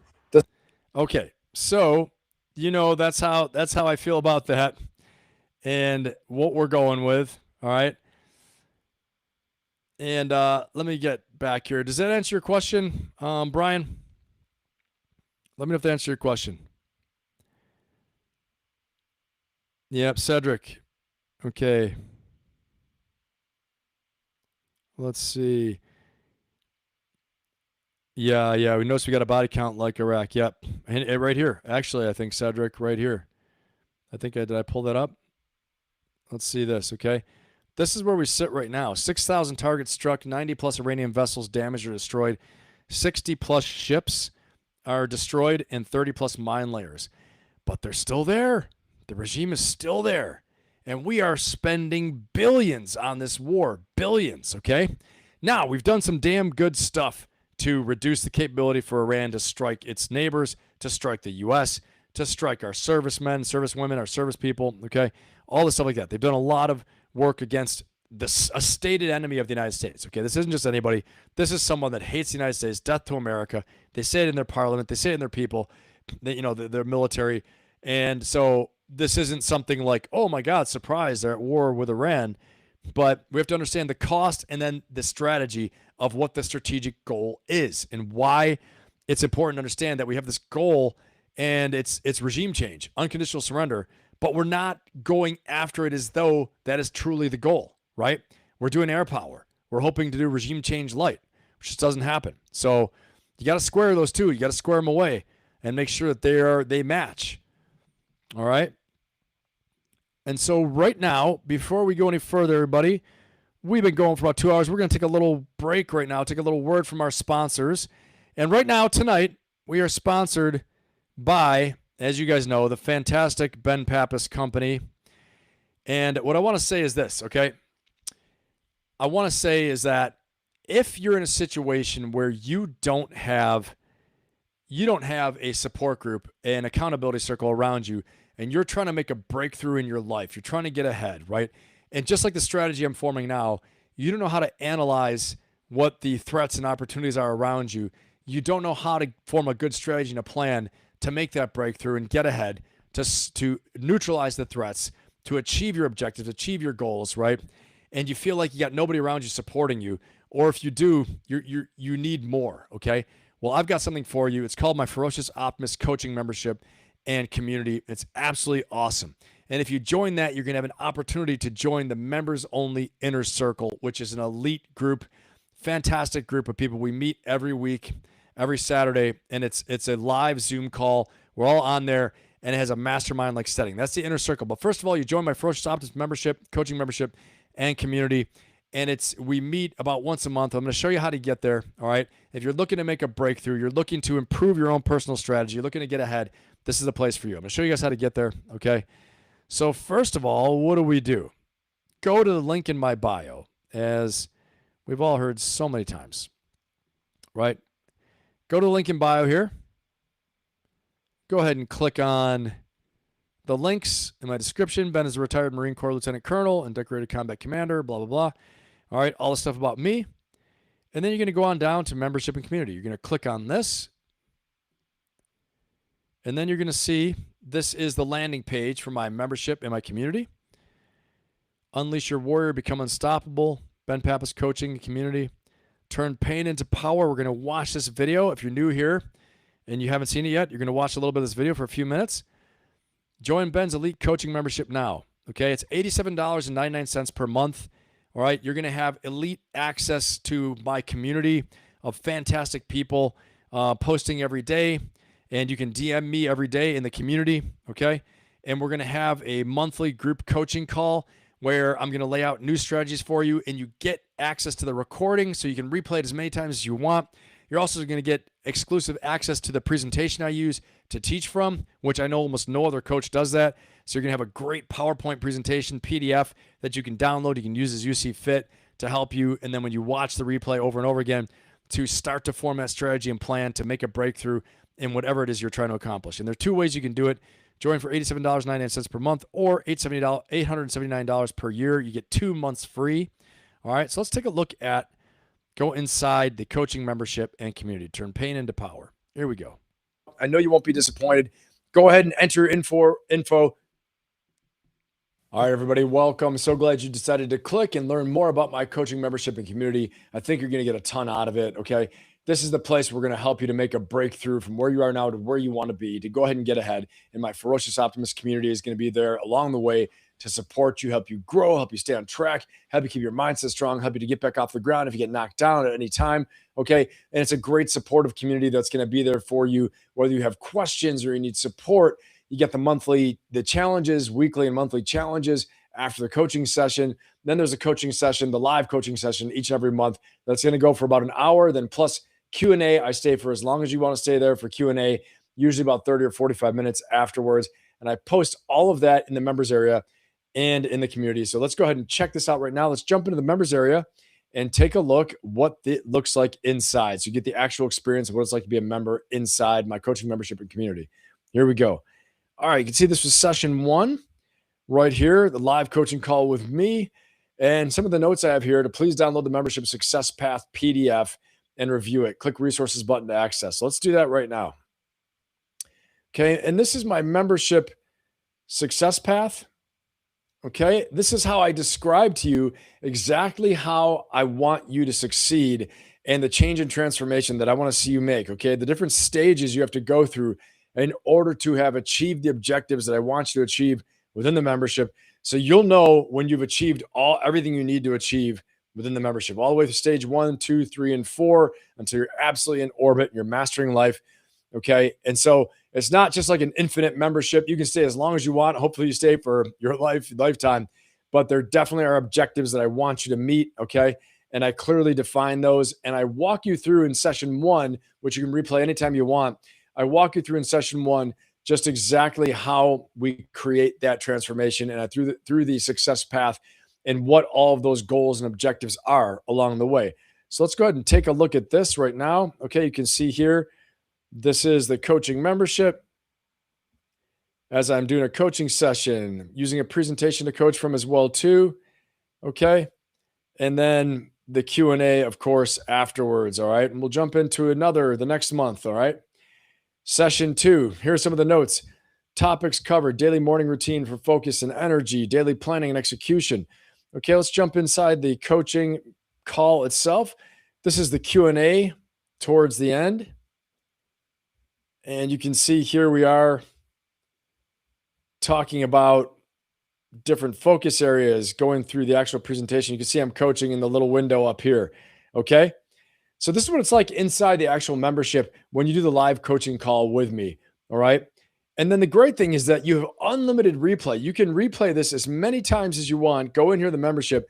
Let's say you didn't understand something. You go ahead and click in here, go ahead and check it out, and then go inside the resources button, and you can actually download the PDF, the presentation, the PowerPoint presentation I used. Here's session 2 that I used to coach from. Okay. I try to use some humor in there as well too. It's a great time. We have a fun time. All right. I don't think any other coach does this, where they give you the actual presentation that they're using in order to create the transformation in the coaching call. They don't give you the presentation that they're using to coach from, to teach from. But I do that for you because I want you to be able to go back. I want you to go back and be able to replay this and learn as much as possible. Okay. So that's one of the great things about this membership, is that you have unlimited replay in the video, unlimited replay in the presentation, as much as you want. Download it, look at it. You're going to get downloadable content such as the success path PDF that's in there. Also a discipline and habit tracker, among other downloadable content that I post from different sessions. Okay. So in a nutshell, that is it within the membership itself. And I'm so glad that you came here and that you took a look inside. I know this is going to be a great membership for you. Inside the community itself, let's go ahead and take a look there now as well. All right. So we go ahead and click over into the community, take a look, and you're getting to see a little behind the scenes peek from my coach's site. Okay. And this is the actual community itself. And you can see here, I've got some motivating things, and there's a challenge posted as well to do the 80-20 rule. Some of the different posts from different people within the community. Okay. You can see it's a pretty lively community, people posting a lot of different things. We have different challenges that are posted as well too. Join the weekly and monthly challenges. They're going to help you get ahead. One of them is we have a goals progress report, checking on your goals, doing breath work, 1 week of no fear, all these different things, weeks of rest. Okay. And so there's also a leaderboard too that you can post, that you can get points for. Okay. You can see right now I happen to be at the top of the leaderboard, which is good since I'm the leader and the founder, but sometimes people get ahead of me, which is awesome. So there's a friendly little competition along the way. Who can have the most interaction, who's accomplishing the most of the challenges, who's supporting everyone the most. Okay. Up here, you've got some of the announcements. I will announce the live coaching session 1 week ahead of time, a day ahead of time, and then usually the morning of, and then 1 hour before, and actually when we start. So plenty of reminders to make sure that you don't miss a single coaching session as well, and to make sure that you stay on track. The coaching community is fantastic. Okay. I think you're going to get a ton out of that. And I know this is going to be a great experience for you. This is your chance to work inside a community that's going to hold you accountable, help you to achieve your goals, help you to achieve more, when you feel like you're having some friction, you're going to have a community there that you can reach out to and ask people, hey, have you ever seen this before? Hey, have you ever done this before? People will respond back. They're going to jump right in there and answer you, okay? And Q&A within the actual community itself is a daily thing, daily chat. You can reach out to me and I can work with you, have a daily chat as well, all right? So that's one of the great things about this community that is fantastic. And again, right now, if you're joining now, you're going to get a lot of great opportunities that, I've already talked about. So please jump on this opportunity right now before we get so filled up and the prices change and some of the bonuses go away. So, all right, I'm so glad you came here and you checked it out. I know you won't be disappointed. Go ahead and enter info, join, and I can't wait to see you inside. All right, make yourself better, make the world better. Have an amazing day, and just remember, go get yours. Let's go. All righty, everybody, let's rock and roll. We are back in action here. We are going to do this now. So, welcome back, everybody. If you are just joining us right now, we got a hell of a show, and we have covered a lot of ground. We covered a lot of stuff right now. Pull one in the chat if you're fired up and you're ready to rock and roll, and you're ready to close this thing out, close out our strategic context update, our update of what the hell's going on with this Iran war, and figuring out if this ground war is definitely coming. And we're going to jump into the leadership lessons of South Park very soon. All right. Put a one in the chat if you're ready to rock and roll and you're ready to get that going. I want to make sure we're all fired up and we're ready to go. And we're going to do it. Make sure you guys are here with me. I see you right there. All right. Who we got here? Nice. I cannot say your name, but it is F4FB 4H4R08. Hell yeah. I'm ready to rock and roll. Thank you. Let's go. Hardcore Raiders ready. Just some dudes ready. The Flying Arrow is ready. Scotty's ready. Who else is ready? Mark is ready. Can I get somebody else? Can I get another one? Who else is ready? Fire it up. Let's fire it up right now, damn it. And we're about to have a new poll. Put that one if you're ready to rock and roll, if you're ready to finish this out and get into our leadership lessons of South Park. Let's not be afraid. We got to do it. We're going to end the poll. The poll sits at a long time. I can't even find it anymore. It was here. The poll is finished. New poll. New poll is this. Do you think China will take military action if the U.S. invades Iran? Military action, let's say in Taiwan. Ooh, there's a China connection for everybody that was talking about it. Okay? And if you guys are ready to rock and roll, let's get this thing going. I see it. Scotty's ready. Scotty's ready. Scotty, I got you. I appreciate you, man. I appreciate the motivation. Lady Ann's ready. Dog catcher's ready. I'm ready. Let's do this. Let's rock and roll. And there's me. We're ready to do this right now. Okay, we talked about it. Here's what we covered tonight. If you're just joining us right now, please answer the poll. Don't forget to like, subscribe, and share. Helps the channel. Welcome to the best chat in YouTube. Okay, the smartest chat in YouTube has been said many times, and the best chat in YouTube has been said many, many times as well.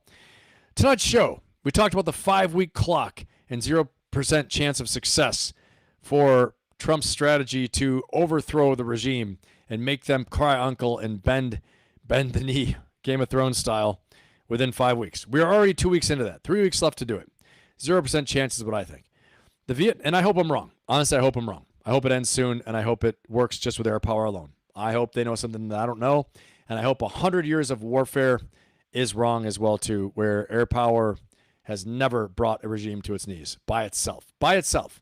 You have to have a ground campaign as well as with it. The Vietnam of the Middle East, we talked about the coming ground war. We're still talking about that.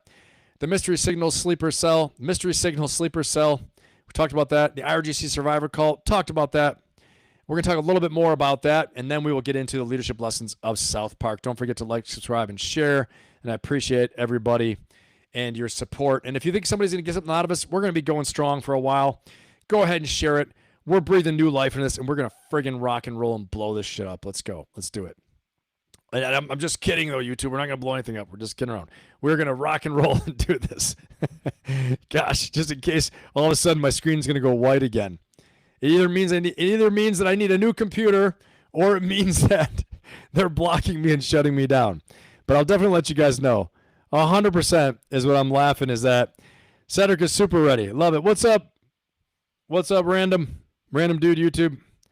Good to have you here, man. And Cedric, awesome. Cedric's ready to rock and roll. Let's do it. If we get overextended and supplies exhausted, they'd have to make a move. Yeah. I think you're right. I think honestly you're right about that. Yeah, they have to strategically. It's a chance where they could have almost a bloodless battle. I don't know how well Taiwan will be able to resist them. I think they can pretty well, but it'll be relatively low cost if we're locked into some quagmire, right? Let's see here. Ooh, there's a good one. Juan Wick, what's up, brother? If there's a draft, what would you tell your sons?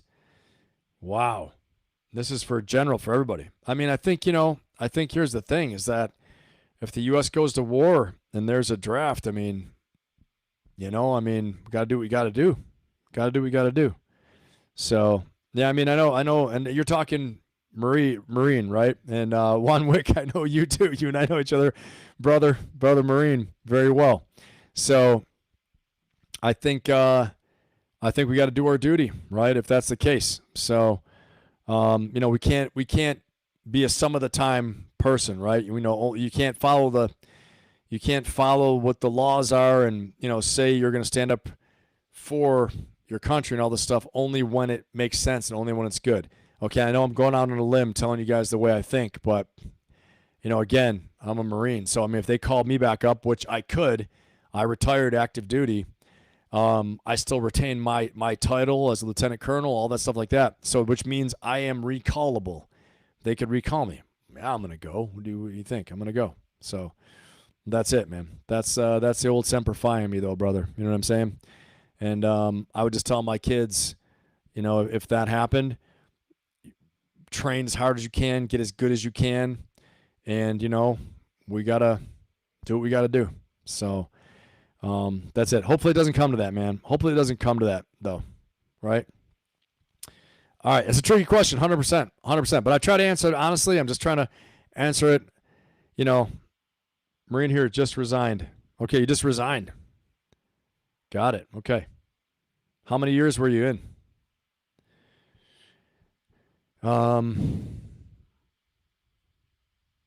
Okay, your daughter wants to serve when she's out of high school. Cool. I think it's great.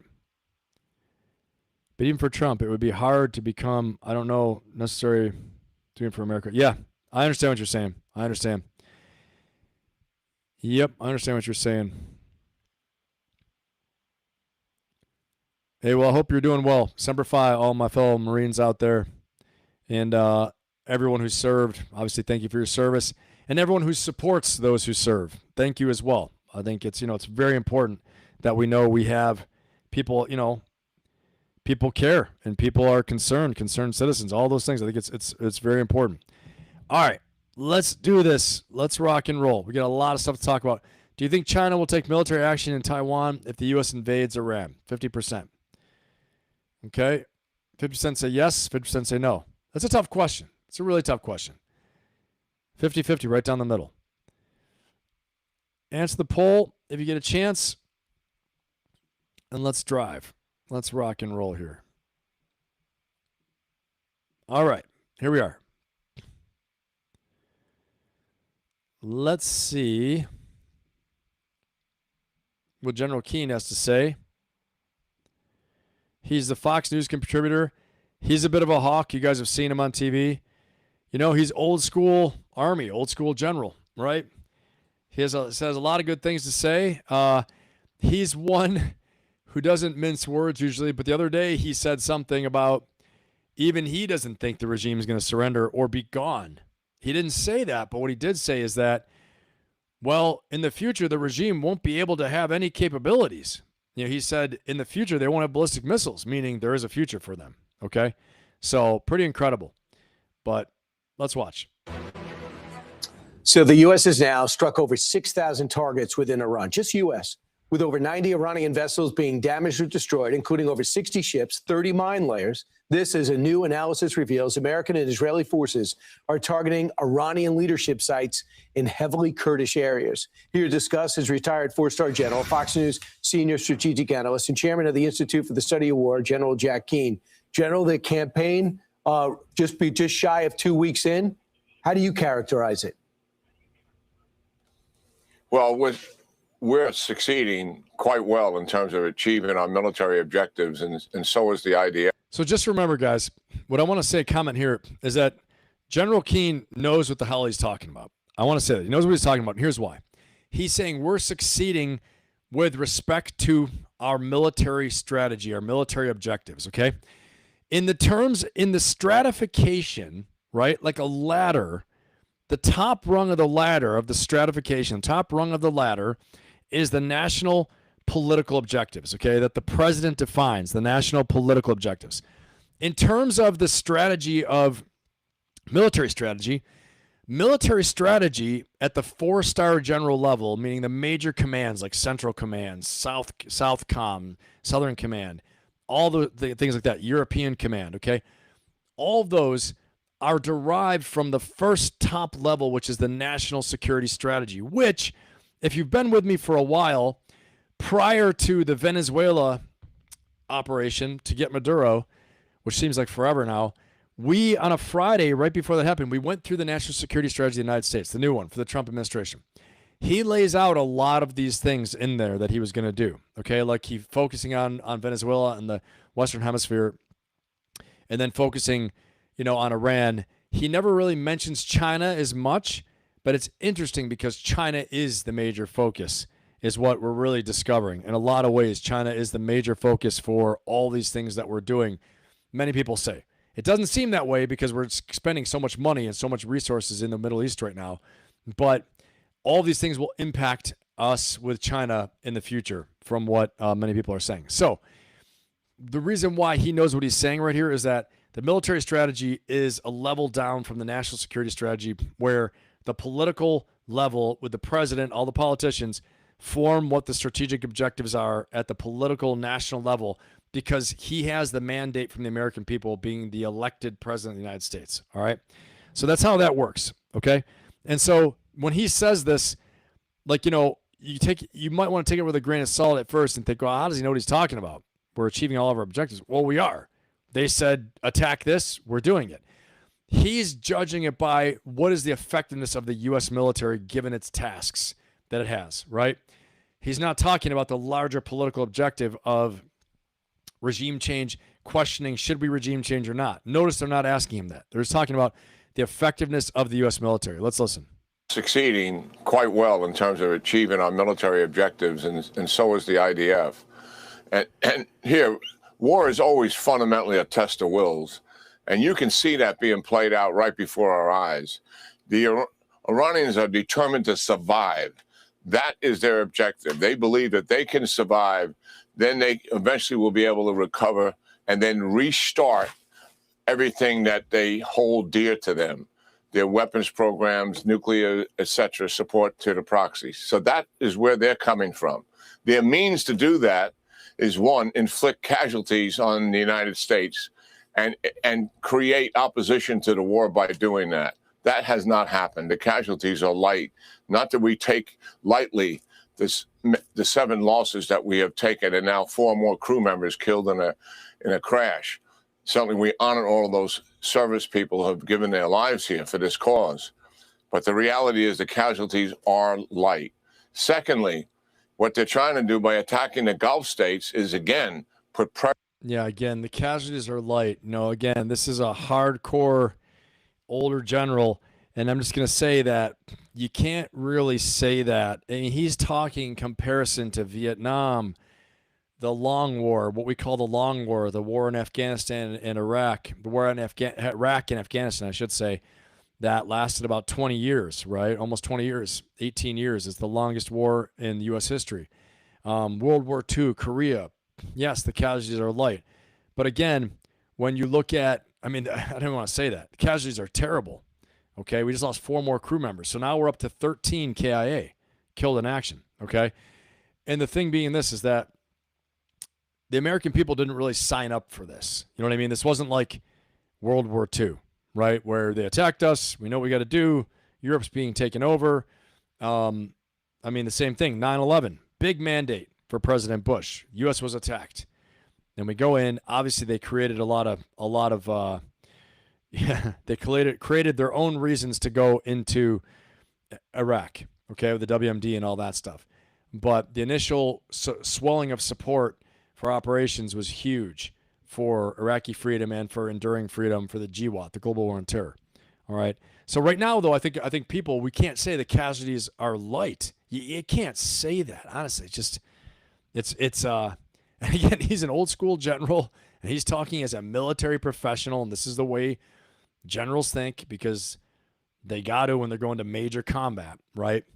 But as someone out now and watching this, it's all the casualties are so important because we are going to lose political will for this war very quickly. When money drops, costs go up. Money in our bank accounts go down from the stock market's dropping, right? And the costs go up. Our money's dropping. Our abilities are going down. Our capabilities, our affordability is we can't take on the affordability. And we're sending service members home in body bags. People are being killed. The popular support for the president, for his ability to send the military around, is going to go down drastically. It's going to drop. So in my opinion, you know, and I think all my fellow Marines out there and service people, service men and women who served, the casualties are not light. They are not light. This is real. You know, Venezuela, hey, right, we went in there, took him out, no loss of life. However, we saw the warrant officer receive the Medal of Honor. He was shot the hell up. This was an act of God that he didn't die and that he didn't crash the helicopter with all the Delta Force guys on it. Can you imagine? I want you to think about it. We forget that whole thing almost didn't work.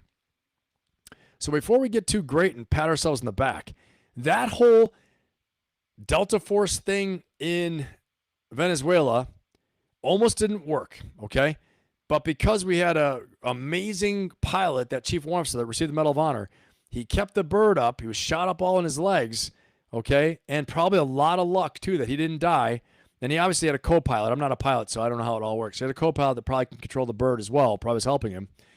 What I'm saying is that if that bird got shot out of the sky and we lost whatever, you know, I don't know what kind of bird it was. Let's say it was a Chinook, and we lost 20 Delta operators and we lost a crew and they got shot down.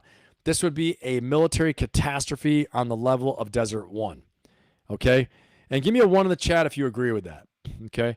Give me a 1 in the chat if you agree that this would have been a huge catastrophe if that helicopter would have been shot down, okay? I want to see where we're at. And make sure you're voting inside of our, callousness. I agree.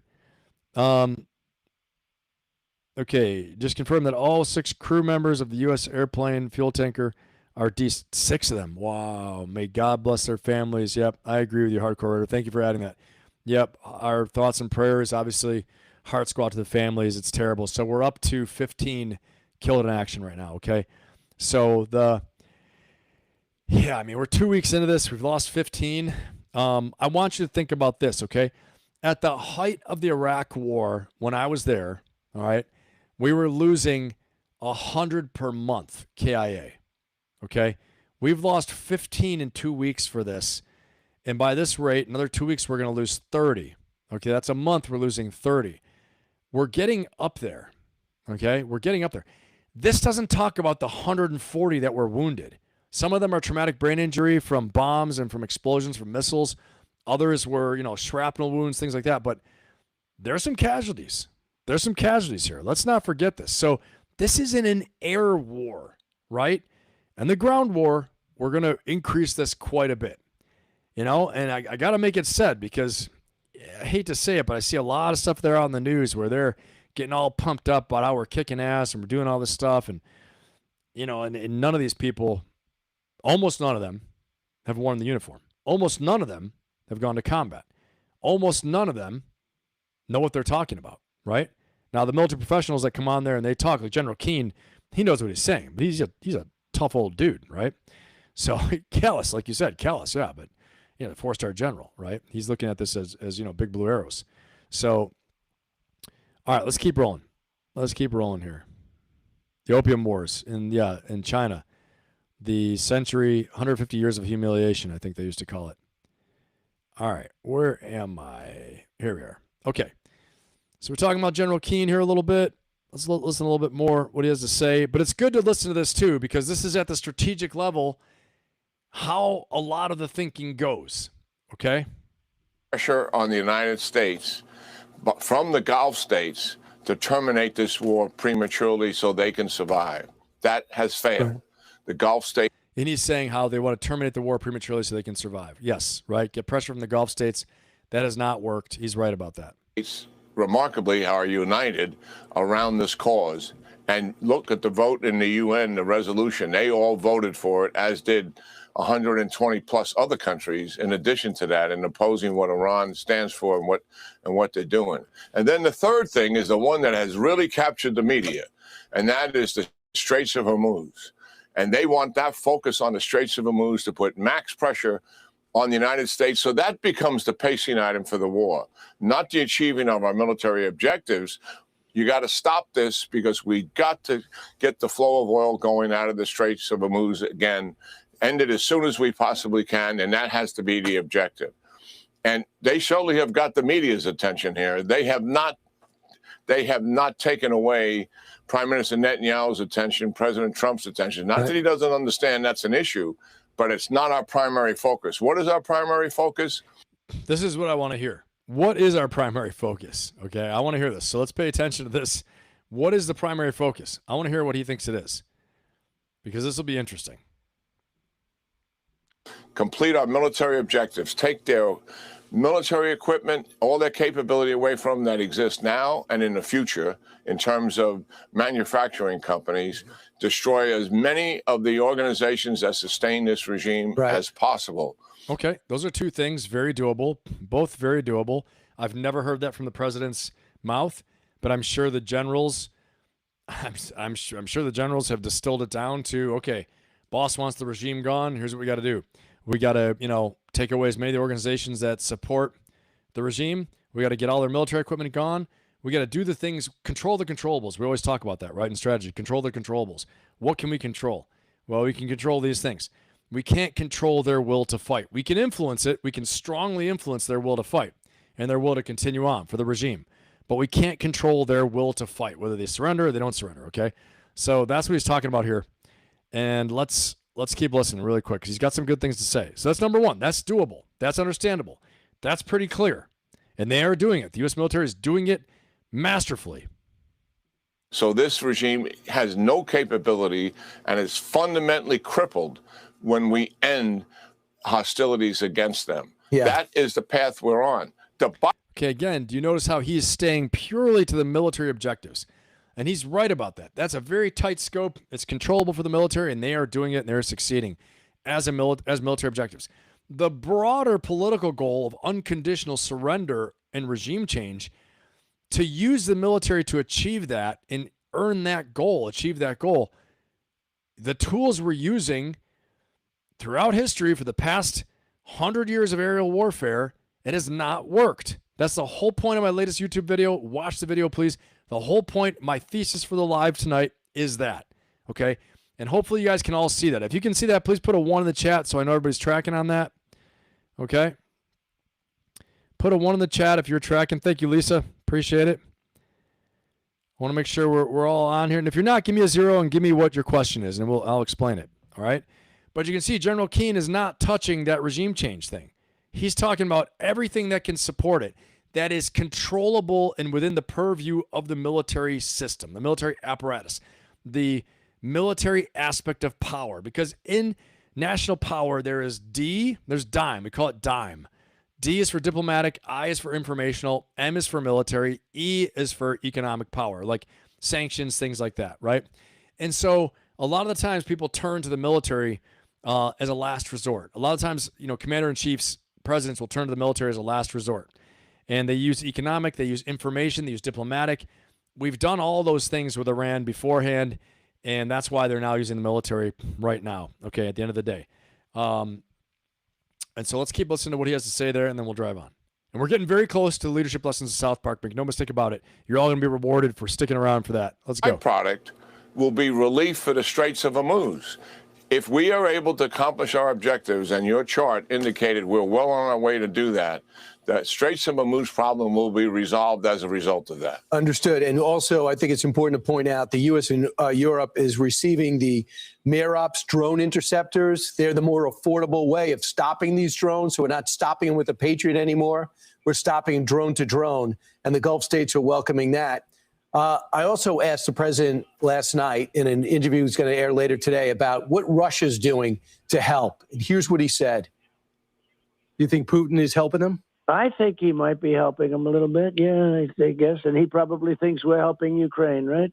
And you are, right? Yeah, we're helping him also. And so he says that. And China would say the same thing. You know, it's like, hey, they do it and we do it, in all fairness. They do it and we do it. He says it doesn't seem to bother him. He almost expected it. Yeah, I want to say that I think that's a very sober mindset, actually, from President Trump. That he's not getting bent around the axle about Russia coming in and helping Iran or China helping anything like that. You know, he's saying, hey, they do it and we do it. I mean, he's not wrong. So big boy rules there, right? You know, like the SAS used to say in Northern Ireland, playing by big boy rules right now.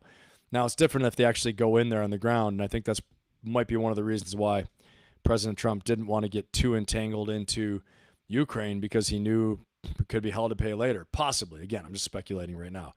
All right, put your questions in the chat, everybody. Let's see what you got right now. Any questions you have in the chat? Let's see. Let's see how our poll is doing. Do you think China will take military action if the U.S. invades Iran? 58% say yes, 42% say no. Very interesting. Hard problem, right? Let's see what we got here. Propaganda.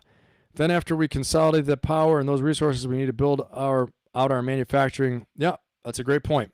Yep, hardcore raider, to remain the superpower, I believe either you bring the fight to your enemies or they will bring the fight to you, making the entire pretense of freedom. Okay, yeah, I mean, that is a real politique. That is a realist point of view, that everything is determined by power politics. Right, and you share a similar view that I think President Trump mostly has. Not always, but mostly. Okay. All right. Any other questions here, guys? Let's see, because you know what time it is now.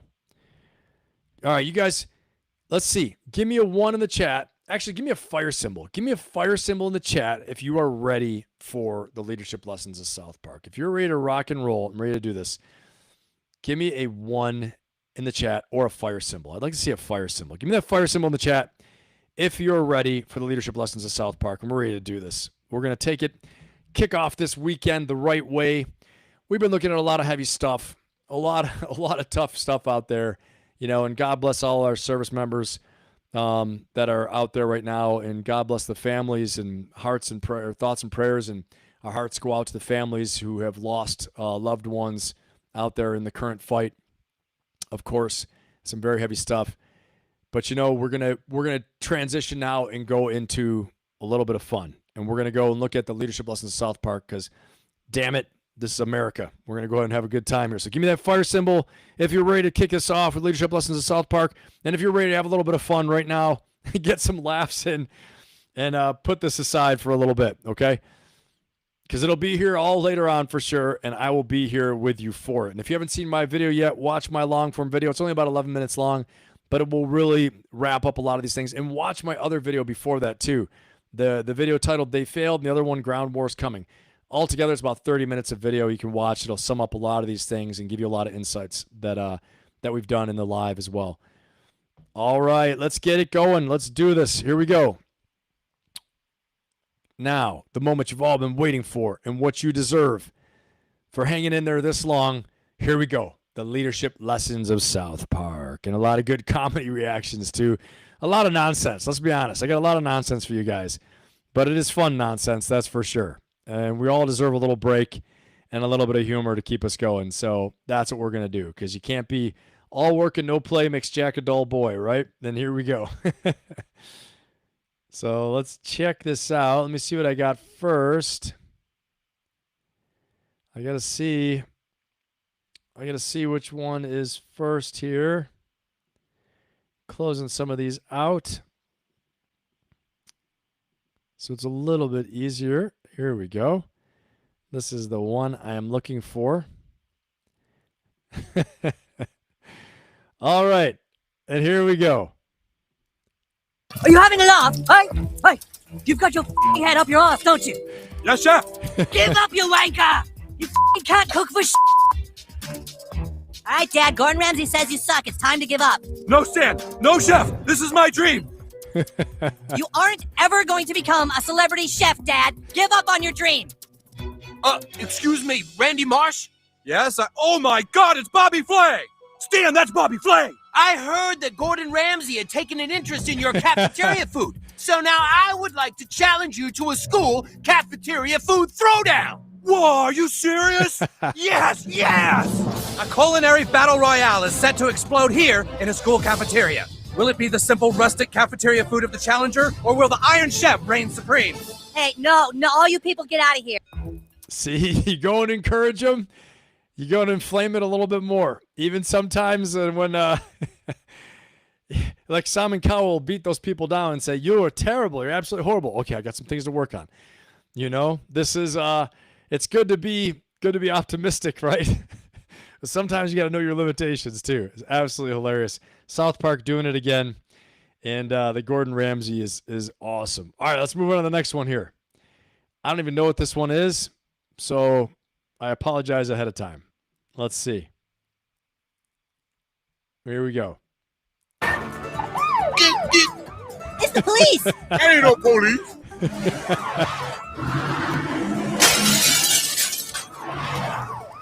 When do we get to eat? I'm hungry. Chef!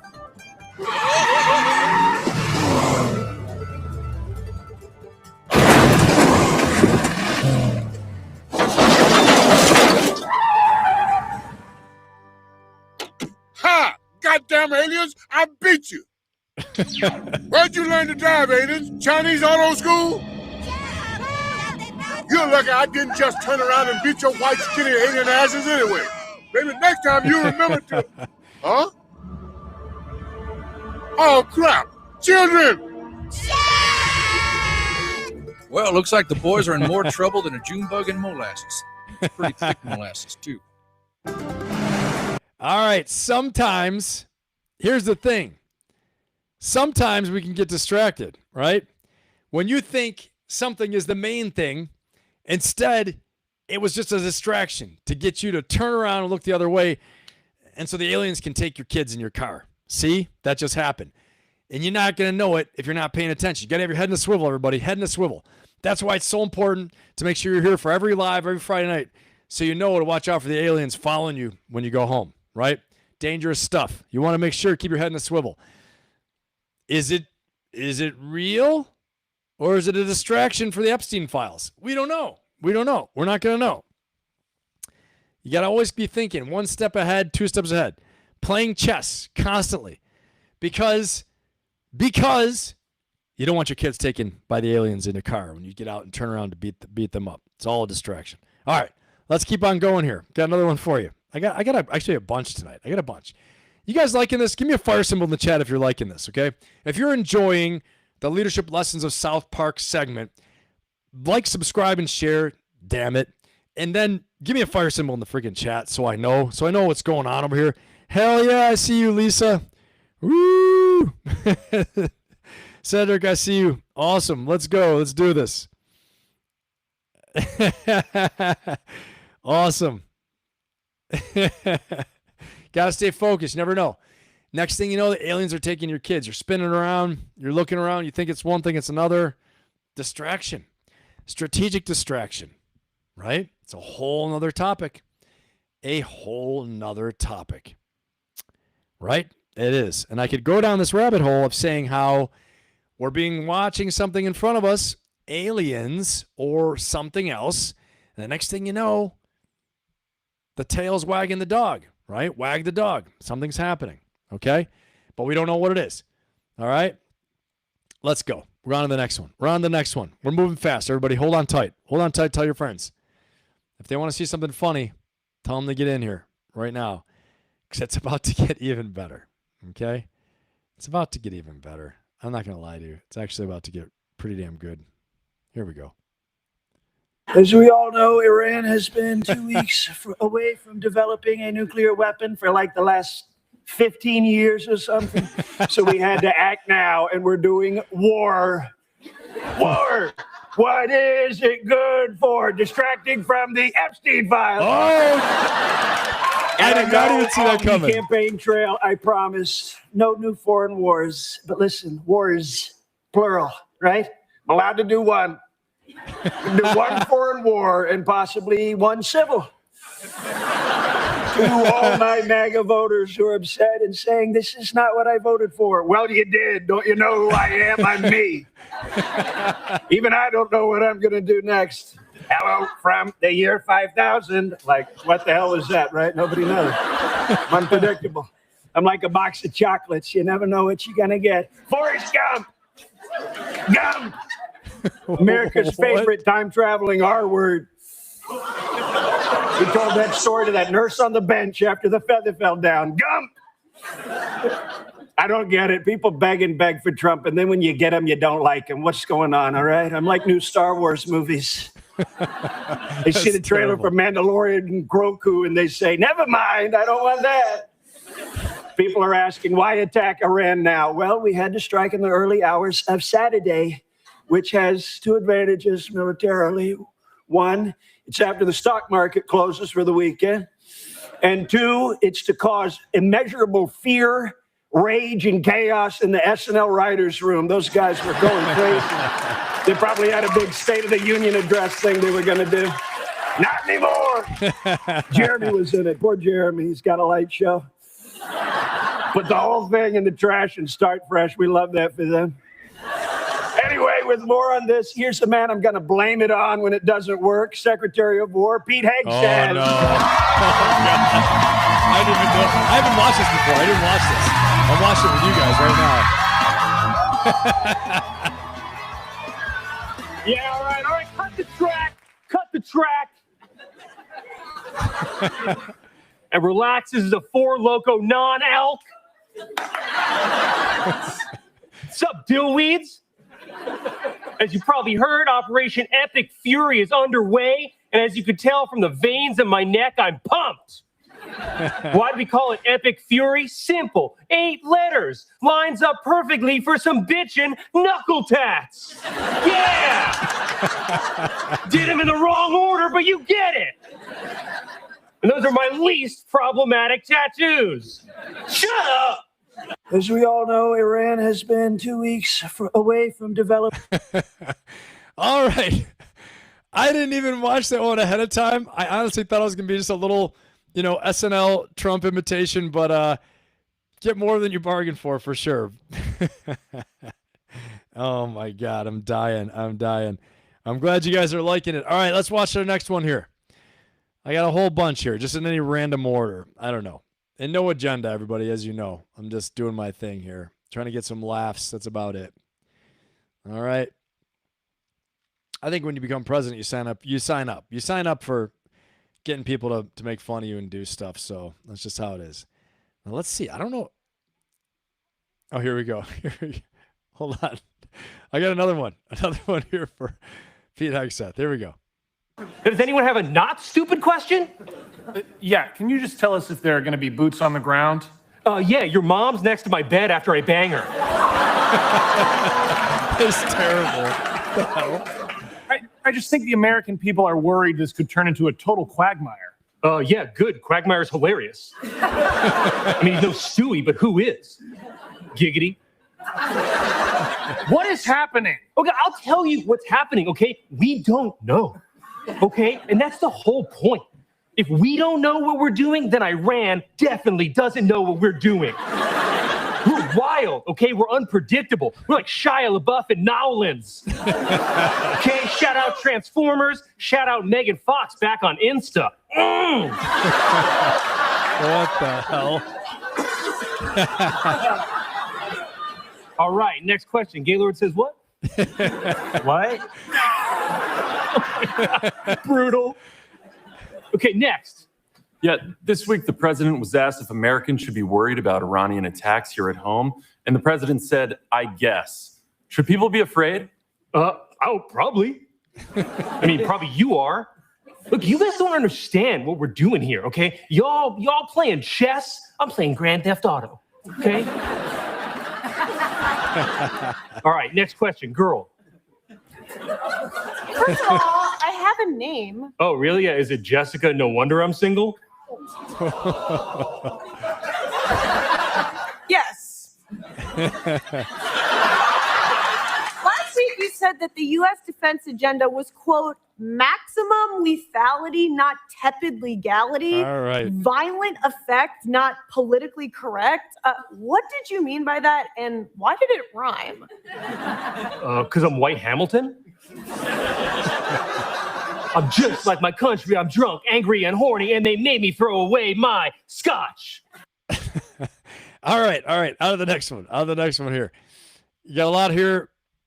You guys give me that one. Give me a one in the chat if you're liking these so far. If you want more of this, give me a one in the chat. Let's see. I got a bunch tonight. All right, I'm loading up. We're loading up to have a great weekend. We're gonna kick this weekend off right. Take our mind off things a little bit, obviously, which is good. We got a couple more here. Give me a one in the chat if you want to see some more. And I'll go ahead and put this up there. But I want to make sure that we're all on the same page and you guys are having fun with this. And even if you're not, honestly, I'm going to play it anyway. Here we go. Let's go. All right. Here's the next one. Let's see what I found. Oh, okay, this looks pretty good. All right, this looks pretty good. I don't even know what it is, but it looks pretty good. It's got Jim Carrey in it. Let's see. Here we go. Oh my God. Come on, get up. Get up. Oh, you dead.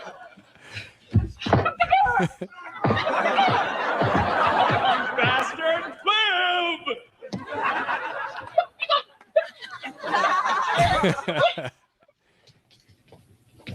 Welcome to Nothing But Burgers. May I help you?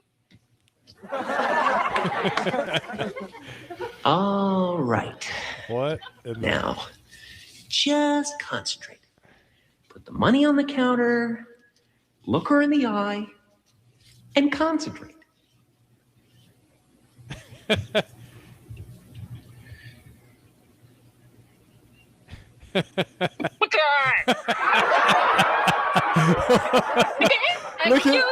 at him laughing. He's laughing. Oh, for the love of God, please hear me. I thought this was a different clip. I want a burger! Look, take the I'll call the police. This guy's trying to tell us something. I think I've seen this on Geraldo. Can you write it down? That's a great idea. I should have thought of this. I'd like a hamburger and a cola, please. Hey, hold on a second. What does it mean for this channel and for this chat that more people are watching now that I'm playing this stuff? I'm playing nonsense. I was giving high-level strategy, high-level everything, deep work, and yet I merely put on South Park, SNL, and Jim Carrey, and boom, more people are watching right now. I don't know. It says that you guys are just like me. Let's go. I'm going to keep going here. This is absolutely gold. I am starving.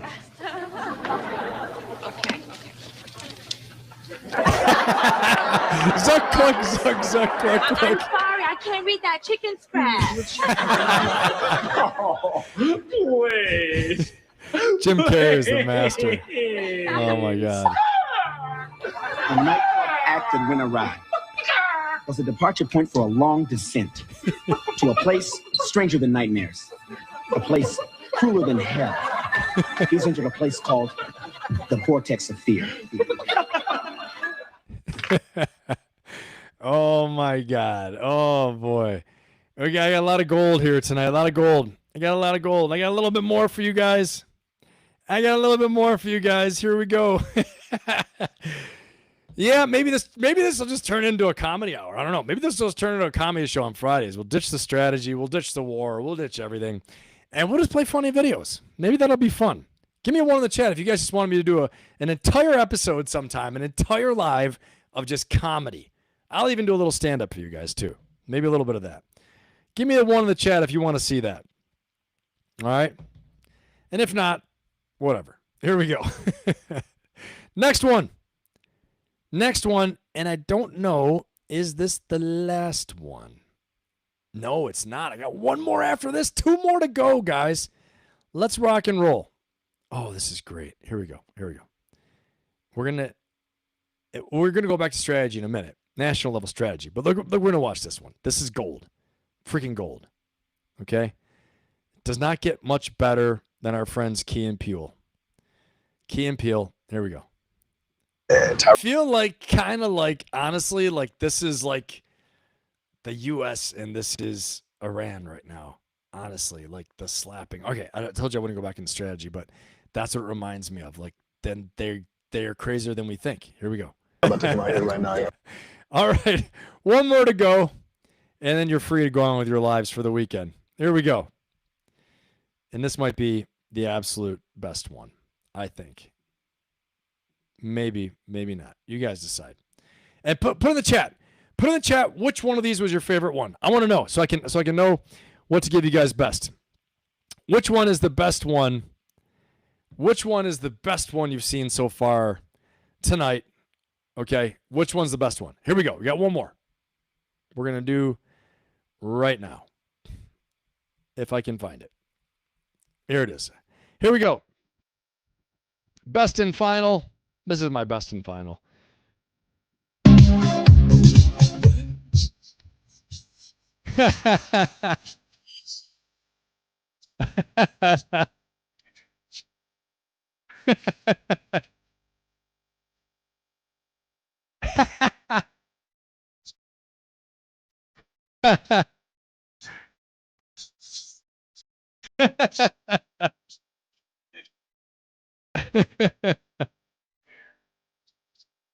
All right, that fits him a little bit. That